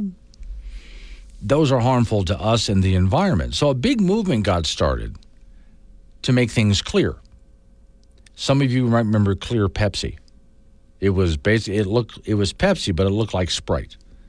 I remember walking down the aisle of the grocery store. I'm looking for cleaning products for my house, and every single cleaning product was now clear, like looking, again, through water, kind of clear. So many products went clear until somebody figured out that going clear was actually more harmful to human beings and to the environment than if we just kept putting chemical dyes and things, food coloring and other such things. So using food coloring and other such dyes is not exactly good, but it's a hell of a lot better than going clear, is what we found out. So we went back to what we were doing before. Some people complain, well, you don't want to go backwards, you want to move forward. Sometimes backwards is a great idea. So we're going to use paper straws. I think this could very well drive us back to plastic straws. Story says eco-friendly paper drinking straws contain long-lasting and potentially toxic chemicals, so they're not eco-friendly, are they? We'll put that in air quotes, eco-friendly. Paper drinking straws contain long-lasting toxic chemicals, a new study concluded. In the first analysis of its kind, the only second Europe did one, Belgium researchers tested 39 brands of straws for a group of synthetic chemicals known as, I have to pronounce it. I can't pronounce it. Letters are, a lot of chemicals. There's no way. Some long, several words they've got like a dozen letters per word. Anyway, it was found out that a majority of the straws tested were not the most common in use. And so the way they make it so the straw doesn't fall apart while you're using it. Now, it's hard to know how much we should worry about these chemicals. I have no idea. It might be over-exaggerated. I know that it is more harmful than a plastic straw anyway. How much so? No idea. They have proven to be, they've become something of an environmentalist's call to start using paper straws or something else. But have you noticed that paper straws come wrapped in plastic? So is that really, really, is that helpful to have a paper straw wrapped in plastic to get it to you? The once respected CDC, the story says these chemicals, while they're not alarmed about it, point out that, it's worrisome, they said. So how worried should we be? Again, don't know.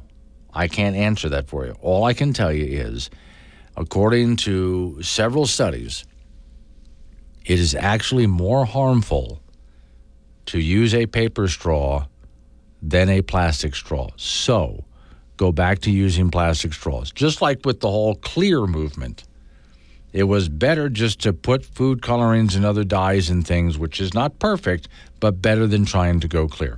A lot of times, the so-called eco-friendly solution is worse, like wind power, solar power, electric cars, things like that are actually worse for the environment than what we were doing before.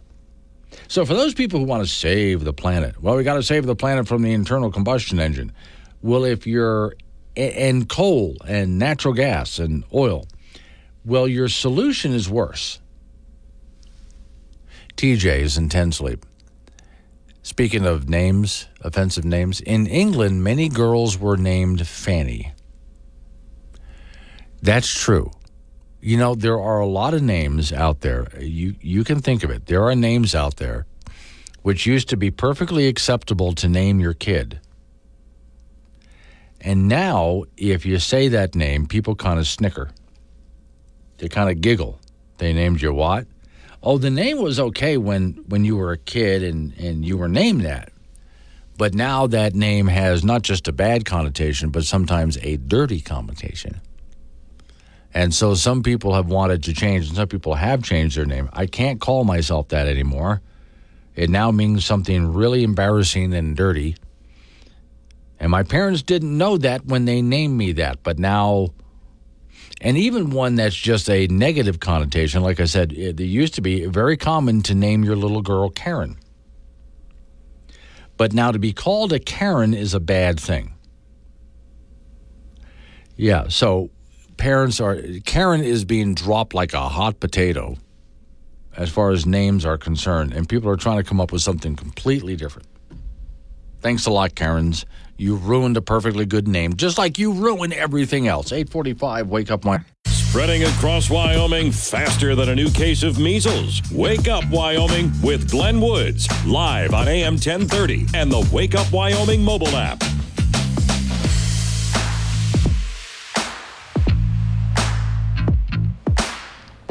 8:48's the time. It's Wake Up Wyoming. Off to the icebox we go. Frank Gambino is waiting by. Frank, any problems with spiders? I have problems with them. My problem is that when I try to smash it, I miss. Oh, yeah. So I told you about the one that tried to murder me a few weeks ago, right? Yeah, it was kind of crawling on you. Yeah. Snuck its way up right to my solar plexus. Wow. Okay, so we have a good story up here on the Wake Up Wyoming site. Wyoming's biggest spiders. Now, growing up in Florida, you would not want to see the size of some spiders there. Well, no, they're the size of manhole covers. Yes, and there's one in North Carolina in the family cabin. Oh, dear God, I literally have never seen a spider. I mean, it was, if I made a fist, just the body was that big. I mean, I've never seen, I was told I was called a wood spider, and it was in the house. Oh, well, it needs to be out in the woods. Yes, you know where the bug spray was? Underneath the sink, and he was like right there, so I had to reach under him. Do bug sprays work on spiders that big? Yes, you probably have to use the whole can, but anyway. So here in Wyoming, there is a spider that could be up to 4 inches long. These nasty buggers are out in our garden and basement where food is present.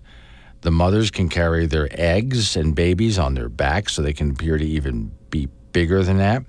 The bite does hurt, and it can get swollen and itchy, but unless you're allergic to the venom, you'll be okay. And it's actually got a name that has nothing to do with Wyoming. It's the Carolina wolf spider. That's in Wyoming? It's in Wyoming, yeah. Oh. Must have got here on a train or something. I kind of wonder, how exactly do we know it's from Carolina? Is it a southern accent? How do we know that this thing's from Carolina? But anyway, that's what they call this sucker. I have never seen a spider in Wyoming that big. I don't want to see anything that big. I don't think so. No, especially it's like a tarantula. Yeah, well, right. So I knew we had some pretty good sized, spiders out here. But again, compared to where I grew up, I looked at spiders in Wyoming and went, wimpy. Little thing like that. What, are you kidding me? Until you find a brown recluse and it bites you, and then you're like, well. Okay. How big do they get? It doesn't matter how big it is. It means if it bites you, you're going to be in bad shape. Oh, okay. So and where do they hang out? Everywhere. Okay. So I don't want to be everywhere. You or are, anywhere. but you are everywhere. Okay. It's okay.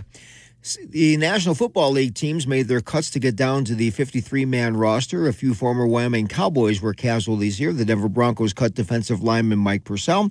Defensive back Tyler Hall was cut by the Las Vegas Raiders. Running back Brian Hill was let go by San Francisco. Former Cowboy defensive back C.J. Colden was cut by Minnesota, and he played his last year of college football at Oklahoma. And former Polk D-back Azizi Hearn was let go by the Raiders, and he played his last year of college football at UCLA. Our latest WyoPreps.com high school football poll is out in 4A. Cheyenne East remains number 1, Sheridan 2, Natrona 3, Thunder Basin 4, and Cheyenne Central 5. Over in 3A, Star Valley is still rated number 1, followed by Cody, Douglas, Powell, and Buffalo. Over in 2A, Lyman remains number 1, followed by Bighorn, Mountain View, Lovell, and Tongue River. In 1A, 9-man, Pine Bluffs 1, Bighorn, Big Piney 2, Wind River 3, Southeast 4, and Lingle, Fort Laramie 5. And in 1A, 6-man, Little Snake River 1, DuBois 2, Burlington 3, and Campman 4, and Matiti 5. College football, the Wyoming Cowboys getting ready for their season opener on Saturday night in Laramie. Laramie taking on Texas Tech. Red Raiders have super talent on offense, and the Cowboy defense are going to see what they're made of right away, particularly the secondary. Texas Tech quarterback Tyler Shuck is 6'5". He's 8-1 as their starter, including a bowl win over Ole Miss. He's a transfer from the University of Oregon and saw significant playing time there. So the folks on offense maybe need to run the ball as much as they can and chew up as much clock as they can to keep the Texas Tech offense off the field. Does UW need to play a perfect game? Not necessarily, but the mistakes need to be the absolute minimum. UW is 2 touchdown underdogs in the game. It's a 5:30 start on Saturday night from Laramie. We'll have that for you on K2 Radio in Casper and KOWB in Laramie. High school volleyball season rolls along this week. July with a big tournament on Friday and Saturday with Kelly Walsh and the Trona, Laramie, Cheyenne Central, Burns, and Glen Rock involved in that one. Cheyenne East will be in the Evanston tournament later on this week. And on high school cross country, Lander with a meet tomorrow, and then Buffalo will have one on Friday. That's it in sports. 6'5", huh? Yeah, he's a tall guy. Wow. Okay. Tall dude for a quarterback. Tall dude for anything, really. For a quarterback, really. So he can see. He's got a big arm, can see over everybody. Oh, that's the main thing. He can see over everybody. Now, at 6'5", though, is he fast?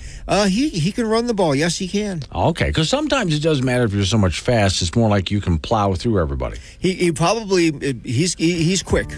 Okay. He's a tough customer. What you would remember, this is a while back, there was a basketball player, pro ball, short guy. Muggsy Bogues. He was so slippery, nobody could catch him. 5'2" or 3" or something like that. And man, I remember watching video of that guy thinking, well, sometimes tall is not the way you want to go. He was terrific. Yeah, all right. Thank you, Frank. Yeah, I remember him being really slippery like that. Coming up on some local business we have to take care of. Hello, Sparky and Shy Guy. Those are people who are messaging me on the Wake Up Wyoming app and RH in Wiggins, Colorado. All you have to do is open up the Wake Up Wyoming app. Is free to download at the App Store. Just open the sucker. When you do, you'll see a toolbar right across the middle. You can hit chat. Send me text messages, pictures, links. That's why I'm answering these people when I'm on the air. It's Wake Up Wyoming.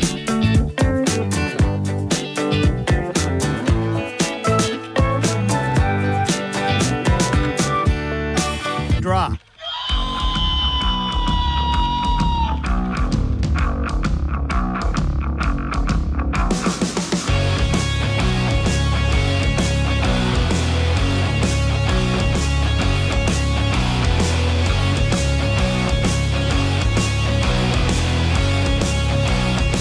I'm going to give you guys a happy ending this hour. A story that I started the first hour with has resolved itself already. It's done. Happy ending. Still open phones, too. 888-97-WOODS, 888-97-WOODS. So I was starting the morning with that story about the Gadston Flag. For those who haven't heard, in Colorado, there's a school. Kid is 12 years old. Good-looking young kid and very well-dressed, very well-mannered. And he has a backpack for all of his books and so on. And in his backpack, on the back of it, he likes to put little stickers on like a lot of young people do. And some people like to put stickers on that show their social or political or even religious point of view. And that's fine. One of the stickers he put on there was a sticker of the Gadston Flag. The vast majority of you know what that is. For those who don't, it's that coiled up snake, a yellow flag, coiled up snake. It says, "Don't tread on me." Now, the kid was pulled out of class for that because that's disruptive. Now, I wondered who was disrupted by it. I bet it was the teacher and not the students. But, okay, we can't have that. Story says 12-year-old boy just won a major victory against the school. After a video of him being removed from class, parents were called, by the way. And there's a video that mom is talking to someone from the school. I'm not sure if it was the teacher or the principal, but some lady from school. And the school official was saying, well, because of the Civil War and slavery and racism. And the mother corrected and said, no, you're thinking of the Confederate flag during the Civil War. This is the Gadston flag from the American Revolution. In other words, not everybody, but a lot of people in America were waving the Gadston flag, which was replaced by Betsy Ross's Stars and Stripes, the one you have hanging in your classroom right now. So this was the original, one of the original, but probably most popular American flag of the time, the yellow "Don't Tread on Me" flag. Now that that's corrected, it doesn't seem to matter to the school official. No, I mean, we have policies against this, and, to have things that are disruptive into the classroom. Didn't seem to be going anywhere. Well, first off, the governor sided with the kid. And then there's this. This is on, do we call Twitter X now? I still want to call it Twitter. But anyway. So, an emergency meeting from Vanguard's, which is the school. We proudly support the Constitution, the Bill of Rights, and ordered that liberty and Americans have enjoyed for almost 250 years continue. The Vanguard School recognizes the historic significance of the Gadston Flag and its place in history. This incident is an occasion for us to reaffirm our deep commitment to classical education in the support of American principles. At this time, the Vanguard School Board and the district have informed the student's family that he may attend school with the Gadston flag patch visible on his backpack. Sincerely, the Vanguard School Board directors, and it names them. Huge victory there. Boy, I'm glad that went. Now, it was still, to me, I just was rolling my eyes when I watched the video and couldn't believe, really? Here's, again, a school teacher or official, even the teacher in that kid's classroom. Well, because of slavery and racism and the whole Civil War, and, well, that's, again, you're talking about the wrong flag. I used to, when I was a kid, I suppose you did too, I really trusted our teachers with education and looked at them and thought, no, if you want to know who is the expert when it comes to kids and education, it's our teachers, and there's full trust. Now, I know, don't get me wrong, there's many very good teachers out there. Okay. But then there's also this garbage, people who don't even know the basics of American history or science. They're trying to social engineer in the classroom. So an employee of the school said via email that the patch was disruptive to the classroom environment with origins in slavery. Again, I really don't think that the kids, I would have to see a video of were the kids disruptive? Were the kids bothered by it? I would bet, if I laid money on this, the kids were not bothered by it. Probably most of them didn't even notice it. It was the teacher that was bothered. So there's a video that's gone viral. It's gotten about 9 million views so far. I do have the video here that I could play. But let me see. It does say, okay, I have an answer here. Video opens with the kid's mother and an unnamed school administrator. Okay, not a teacher. Okay.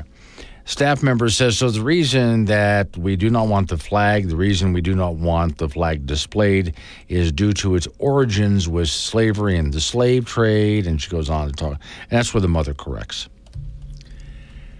And the administrator just doesn't seem to care.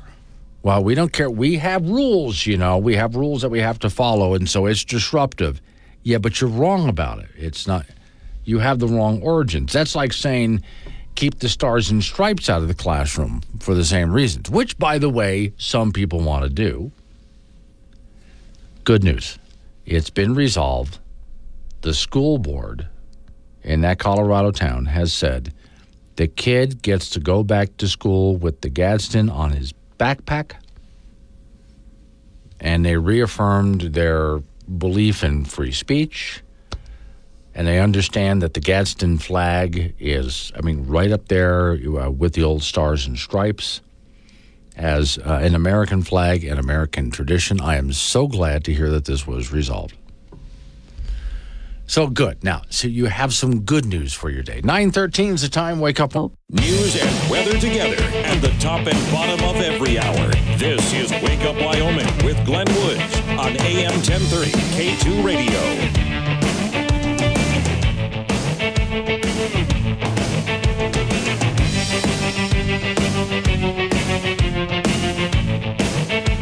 8:19's the time. Wake Up, Wyoming. My name is Glenn Woods. Thanks for joining me. Real quick side note, that ridiculously large television they put in the studio next to me here.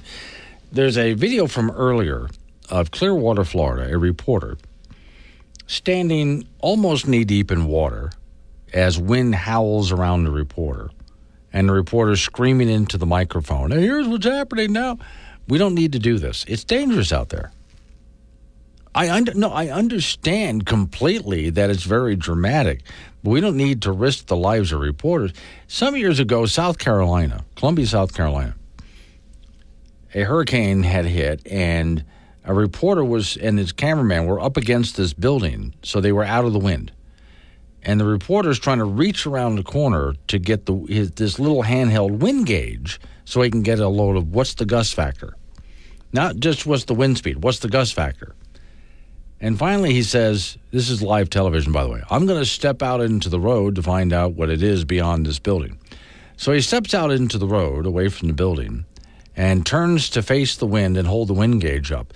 And a gust of wind picked him up and sent him tail over head over tail over head, tumbling down the road. And I'm thinking, okay, now we know how gusty it is out there. It's gusty enough to pick up a big, fat, stupid reporter and send him end over end down the road. We get it now. You don't have to put these people out there. Hello, Micah. Micah is in Cheyenne. Responding red flag, it's sad an educator did not Google the flag to make sure his or her reaction and comments about it were correct. Learning and double-checking, you're right. By the way, Micah, you don't have to assign your name to I can see who you are when you send the note. But anyway, you're right. It's something, and also reporters should learn that too. You've heard me tell stories if reporters had just bothered to Google something. And not just Google, use other search engines, because Google sometimes is very biased. And they'll find out. If the teacher had just bothered, what flag is that? And look it up. And it would have been that easy. All right, back to Wyoming here. So those Wyoming sorority sisters, I told you earlier this week that University of Wyoming sorority girls who were suing the sorority, Kappa Kappa Gamma, because they allowed a transgendered person, and the girls there are saying, that's a man, this is a woman's only facility. And the national sorority chain is saying, no, identifies as a woman, therefore. And so they went to court over this. The ladies took the national sorority to court. The Wyoming judge threw it out saying it's a private organization, and they get to set the rules however they want. So if this private organization decides that someone who identifies as a woman is one, well, then therefore they are. It's their company. It's their organization. They get to do what they want. Wyoming sorority sisters are vowing to fight. I wonder how they were going to handle, because there's several ways they can handle this if they want to continue on with it. Well, story says University of Wyoming alumni and plaintiffs in a lawsuit against the inclusion of transgender students in their sorority vow to keep on fighting. They say to protect women's spaces after the case was dismissed by a federal judge in Wyoming last week. They're joined by, there's 7 of them, as former members of the University of Wyoming's Kappa Kappa Gamma sorority sued a national organization in March over the inclusion, and it talks about the background. So we did that. And again, last Friday, the judge ruled to dismiss the case. In an exclusive interview, one of the ladies there, Kogan, I think is how you pronounce her name, who has since graduated from the university, said she was also disappointed by the case. It was dismissed, but added the ruling further emboldens her to stand up and fight a lot harder. Quote, we're very disappointed to hear that what they've decided to do. Honestly, I don't think that any of us were surprised, but we are not done with this fight. We are here. We started it. We're going to finish it. Okay, so it goes on to claim what the lawsuit was and so on. I was wondering what they would do, because they could always go back to court and appeal stuff like this, try to find a better judge, something like that, or a different judge, and that's exactly what they're going to do. So I had other options that they could have chosen. Start your own sorority, start an off-campus sorority. Don't join sororities at all, whatever the case is. If sororities and fraternities choose to do this, and some people are unhappy with it, well, they can always either not join or go somewhere else or start their own. Or continue to sue. Those are the options that are available. So they have decided to continue to sue in this case. So we'll see how this is going to be a long fight. We'll see how it works out. We'll be talking about this for probably a couple of years at least. Okay. Something that would not go down well in Wyoming. In Seattle, Washington, and there's video of this, a mass suspect robbed a man at gunpoint right at the front door of his home. So imagine your doorbell rings, and you go to open up your door, and there's a guy standing there with a gun. You think you're in the privacy of your own home, so you're safe. There you are, being confronted by someone pointing a gun at you, and the guy is going to rob you. Give me your money, give me your valuables. He's not trying to break in while you're asleep or while you're gone. The guy basically said, give me everything you got. Okay, the man appeared confused, does immediately comply. Police said there was a language barrier, too. A second mass suspect immediately fires a taser at the victim, resulting in shock. He collapses to the ground. As the two suspects rifle through the victim's pockets, he struggled to remove rings from his fingers. They turn away from the surveillance camera that's right there at the home. The suspects eventually flee the porch. The victim is heard breathing heavily. He gets up. Okay. So he wasn't hurt. During the robbery, suspects continued to deploy shock from the taser to keep the guy down. It's a group of 3 to 7. This is from the police in the area. The police describe them as 3 to 7 black male teenagers, armed, and they're targeting elderly people within the precinct. It's unclear who was the suspect in this. Well, it goes on to talk about who the suspect was. So it's really shocking to see. Now they're just walking up to people's front doors. You answer your front door, they pull a gun, give me everything you got. They'll tase you to the ground. And okay. The reason I say it's not that it can't happen here in Wyoming, but how often do you hear about a home invasion or being robbed at your own front door in Wyoming? And if you're thinking, probably not, because they know that everybody here is armed. Yes, exactly right. The idea that they know that the vast majority of homes in Wyoming, people have guns. They know this. And so what are the odds that someone's going to go up to somebody's house? In fact, if you think of it, look at it this way, not just in town, but for those who live way out of town. I've wondered about this before. If I broke down in the middle of nowhere in Wyoming and I looked over and thought, there's somebody's house way out over there. It's going to take me a while, but I can walk to that house and ask for help if I needed it. If I couldn't get a cell signal, let's say, worst case scenario, I need help. I know that I can walk over there and ask for help. And if the landowner, the homeowner, considers me legit, we're in Wyoming, they're going to help. People are good like that. But at the same time, I have to be really careful about how I approach the house. And you know why. We're in Wyoming. We're way out in the middle of nowhere. The people who live out there know that they can't exactly pick up the phone and dial 911 and expect the police there in like a minute or two. It's not going to happen. The police, in some cases, might not even be able to find the house. Now, the way Wyoming is, in some places, especially the homes that are way out there, people have to take care of themselves. So think about that again. If you're in a city in Wyoming, a bigger town or a city, still, what are the odds that somebody will knock on the door, and when you open up the door, they're pointing a gun at you? I'm not saying never going to happen, but I don't know that it ever has. And I'm not going to say a home invasion has never happened in Wyoming or will never happen. But how often do you hear about it compared to living in a major city? And again, we all know why. There's just that reputation of, you don't want to do that around here. It's not going to end well for you. It's just not going to. So the criminals, as dumb as they are, they know better. Coming up on 9:30, we got local news coming your way. Right after local news, update on your weather forecast. I got a few more items to talk about, but it is open phones. So at any time, you can go ahead and call and interrupt me. 888-97 was the phone number. That's 888-97-WOODS. Or you can text me using the Wake Up Wyoming app. Free to download at your app store. When it pops open, just hit chat and send me a note. It's Wake Up Wyoming.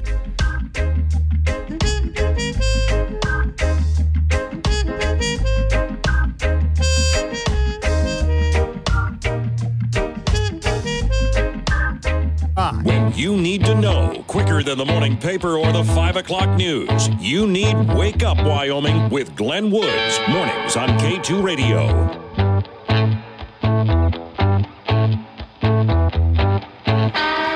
.36 the time. It's Wake Up Wyoming. All right, so 888-97 was his phone number. That's 888-97-WOODS. You can talk about what I'm talking about, change the subject, fine. Now, as we have a hurricane that's now blowing through Florida into Georgia right about now, of course, this will all be blamed on us, human beings, climate change. We are causing this, you know. Of course, we didn't. Hurricanes have been happening for billions of years. This is not a big deal. You know, well, it is a big deal, but I mean, it's not. It's another hurricane. They happen. And they're not more intense. They're not happening more often. Then there's this. So we had, over the course of the summer, some wildfires up in Canada. And, of course, the cult of climate change. Well, this is unnatural. We shouldn't be having these fires. It's all our fault. Only if there's arson. And there have been many cases where arsonists have been found all over the country. Australia had a bunch of wildfires. And it turned out it was arson every single time. All right. Headline, Canadian forest fires trend has gone down since 2000. Story says, unusual weather situations are always it's always, according to climate researchers, some unusual weather situation that's causing something to happen. Canada is suffering from forest fires again this year.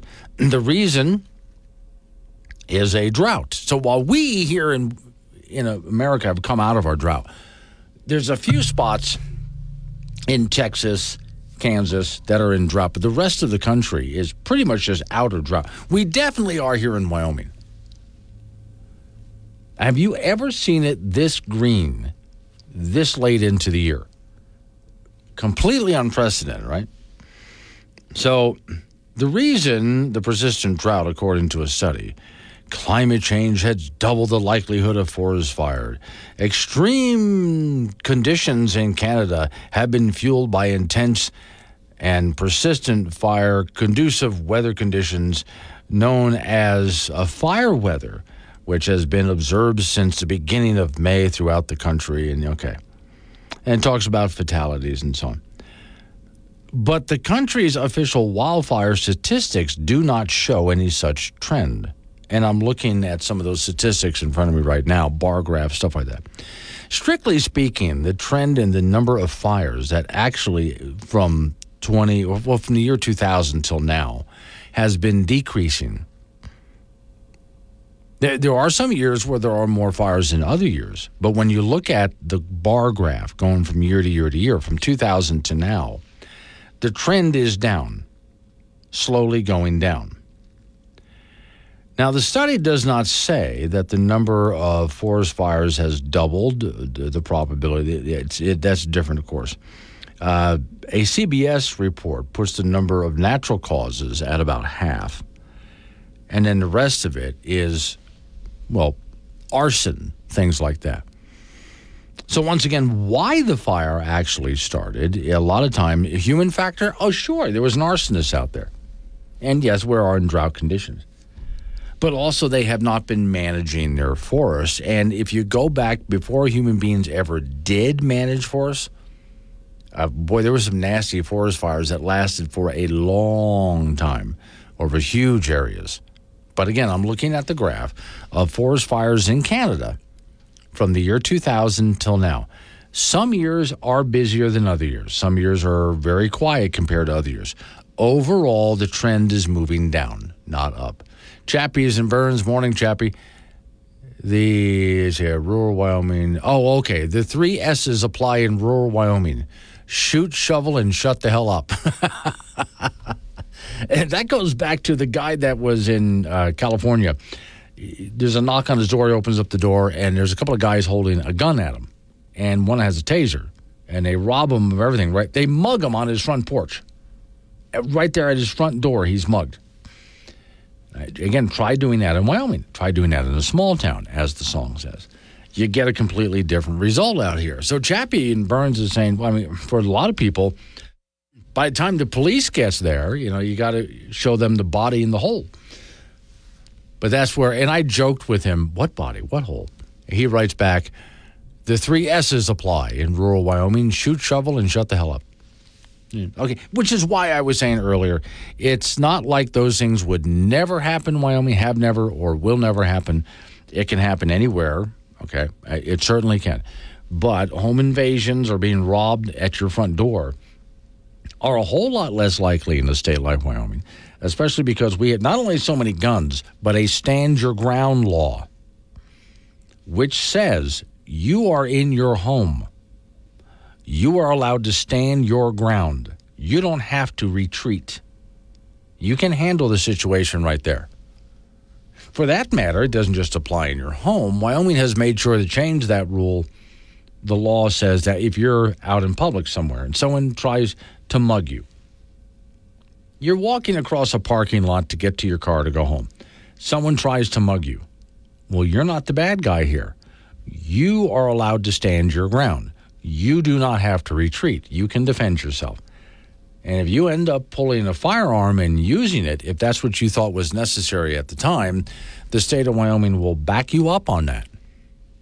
That's what Wyoming law says, and so that's how we do it out here, which is why I say it's not like to say that people have never been robbed in Wyoming. Of course we have. But it happens a lot less often out here, and we all know why, which is something that some of these big city folks could learn from. But instead, law-abiding citizens end up paying attention to what their local government says when they have very restrictive gun laws. And so you see the result of that. It's a good idea for good people to have guns. The bad people certainly do. Wake Up Wyoming. He's not a doctor, but he's happy to take a look. Call Glenn Woods now at 888-97-WOODS. This is Wake Up Wyoming on K2 Radio. 9:48 is the time. It's Wake Up Wyoming. Off to the icebox we go. Frank Gambino is waiting by. Sometimes, Frank, there's a little bit of a hint that maybe we're trying to get into the wrong line of work. Well, we should have figured that out years ago. It's too late for us. And it's actually not a hint. Yeah. It's like being hit over the head with an anvil. Sure, yeah. I mean, the first time that you took a look at the income and the outgo, and they didn't. It was not in and out hamburgers. It was not the way it was supposed to be. So, all right. I'm looking at a picture of a big semi-truck. Big. And it is turned completely sideways on a back 4-lane, not a main 4-lane highway, back 4-lane highway, but blocking everything. 2 lanes. And the cab of the truck is down in the median in between, sort of stuck in the grass.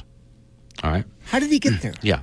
It's a very interesting question. How do you even manage that? Written on the side of the truck, along the long back side of the truck there, Class A CDL training. Well, that says it all, right? Yeah, learn to drive. Now, what I wonder here, first off, should the student in the truck say to themselves, I've definitely chosen the wrong line of work to try to get into. I need to reevaluate my career choice and go do something else. Or, I would offer you this, Glenn. Yes. The instructor has already made that decision for him. Yes. Or should he be saying, this instructor sucks? Perhaps it's not me. Yeah, it's him sitting shotgun, yeah. Yes. Who is this jerk in the truck with me who got me turned so completely sideways that I am completely sideways, not just blocking the entire highway, but there's no way to get around me? So which would you evaluate at that point? New school or maybe new career? New career for the instructor, probably. Probably, he's like, you know what? After today, I'm going to the bar. And Yeah. That's just the end of the day. Because right at some point, after this whole mess is cleaned up, the instructor has to go back to the school and face his boss. Well, yeah, and then the instructor's got to face the next student. Yes, exactly right, yeah. So you can't top what I just went through. Yeah, well, don't even try. Well, and then there's the thing. That means the next instructor is going to say, "Hold my beer." Yeah. So we'll see how bad can this possibly get. Can you imagine a bunch of truck driving instructors getting together for a couple of beers somewhere, and it would just go on? Yeah. And on. That student was so bad. And on. College football, the Wyoming Cowboys will have their season opener on Saturday night in Laramie, meeting Texas Tech for the Big 12. Red Raiders have super talent on offense, and the Cowboy defense is going to see what they're made of right away, particularly the secondary. Texas Tech quarterback Kyler Shuck is 6 feet 5 inches tall. He's 8-1 as their starter, including their bowl win over Ole Miss. And Shuck is a transfer from the University of Oregon and saw significant playing time there. So the Pokes on offense probably need to run the ball to the max and chew up as much clock as they can to keep Texas Tech off the field. Now, does UW need to play a perfect game? Not necessarily, but they got to be pretty close. UW is 2 touchdown underdogs in the contest. That is a 5:30 start on Saturday from Laramie. We'll have that for you on K2 Radio in Casper and KOWB in Laramie. National Football League teams made their cuts to get down to 53 on their roster, and some former Wyoming Cowboys were casualties here. Denver Broncos cut lineman Mike Purcell. Defensive back Tyler Hall was cut by the Las Vegas Raiders. Running back Brian Hill was let go by San Francisco. Former Cowboy defensive back C.J. Colden was cut by Minnesota. Colden played his last year of college football at Oklahoma, and former Poke D-back ZZ Hearn was let go by the Raiders, and he played his last season of college ball at UCLA. Our WildPreps.com high school football poll is out for this week. In 4A, Cheyenne East remains number 1, Sheridan 2, Natrona 3, Thunder Basin 4, and Cheyenne Central 5. In 3A, Star Valley still number 1, followed by Cody, Douglas, Powell, and Buffalo. In 2A, Lyman remains number 1, followed by Bighorn, Mountain View, Lovell, and Tongue River. In 1A, 9-man, Pine Bluffs 1, Big Piney 2, Wind River 3, Southeast 4, and Lingle 5. And in 1A, 6-man, Little Snake River 1, Dubois 2, Burlington 3, Encampment 4, and Meeteetse comes in as number 5. High school volleyball season rolls along this week. July with a big tournament on Friday and Saturday with Kelly Walsh, Natrona, Laramie, Cheyenne Central, Burns, and Glenrock among a bunch of teams involved in that one. Cheyenne East will be in the Evanston tournament later on this week. And in high school cross country, Lander will have a meet tomorrow afternoon, and Buffalo will have one on Friday. And that's it in sports. Remember, I told you before that I had the horrible job when I was on my high school newspaper of covering the all-girls volleyball team. Well, no, they were good, so it couldn't have been. That actually was a lot better than you thought. I was the only guy on the bus of the entire girls volleyball team. Did you sit in the front near next to the coach? They won every single. No, I sat somewhere in the middle to better my odds. But anyway, yeah. But is there a boys volleyball team? No. In some smaller colleges there are, but not here in Wyoming. Okay. Now I thought about that as you were talking about volleyball. We always talk about girls volleyball, which is great because again, I really did enjoy. I made a lot of great friends there, and yes, I did date one of them. But I never remember seeing a boys volleyball league anywhere unless they were playing out in the dirt on the beach. Right, which is there's nothing wrong with that. Yeah, it's usually 2-on-2, not a whole big team. Those are kind of cool matches. Those are great games. Those are great games. But I just never saw that in high school anyway. Not at the high school level. Yeah. All right. Thank you, Frank. Coming up on some local business we have to take care of. We're going to roll into news time after that. National local update on the weather forecast. You and I get back into it again on Thursday. It's Wake Up Wyoming.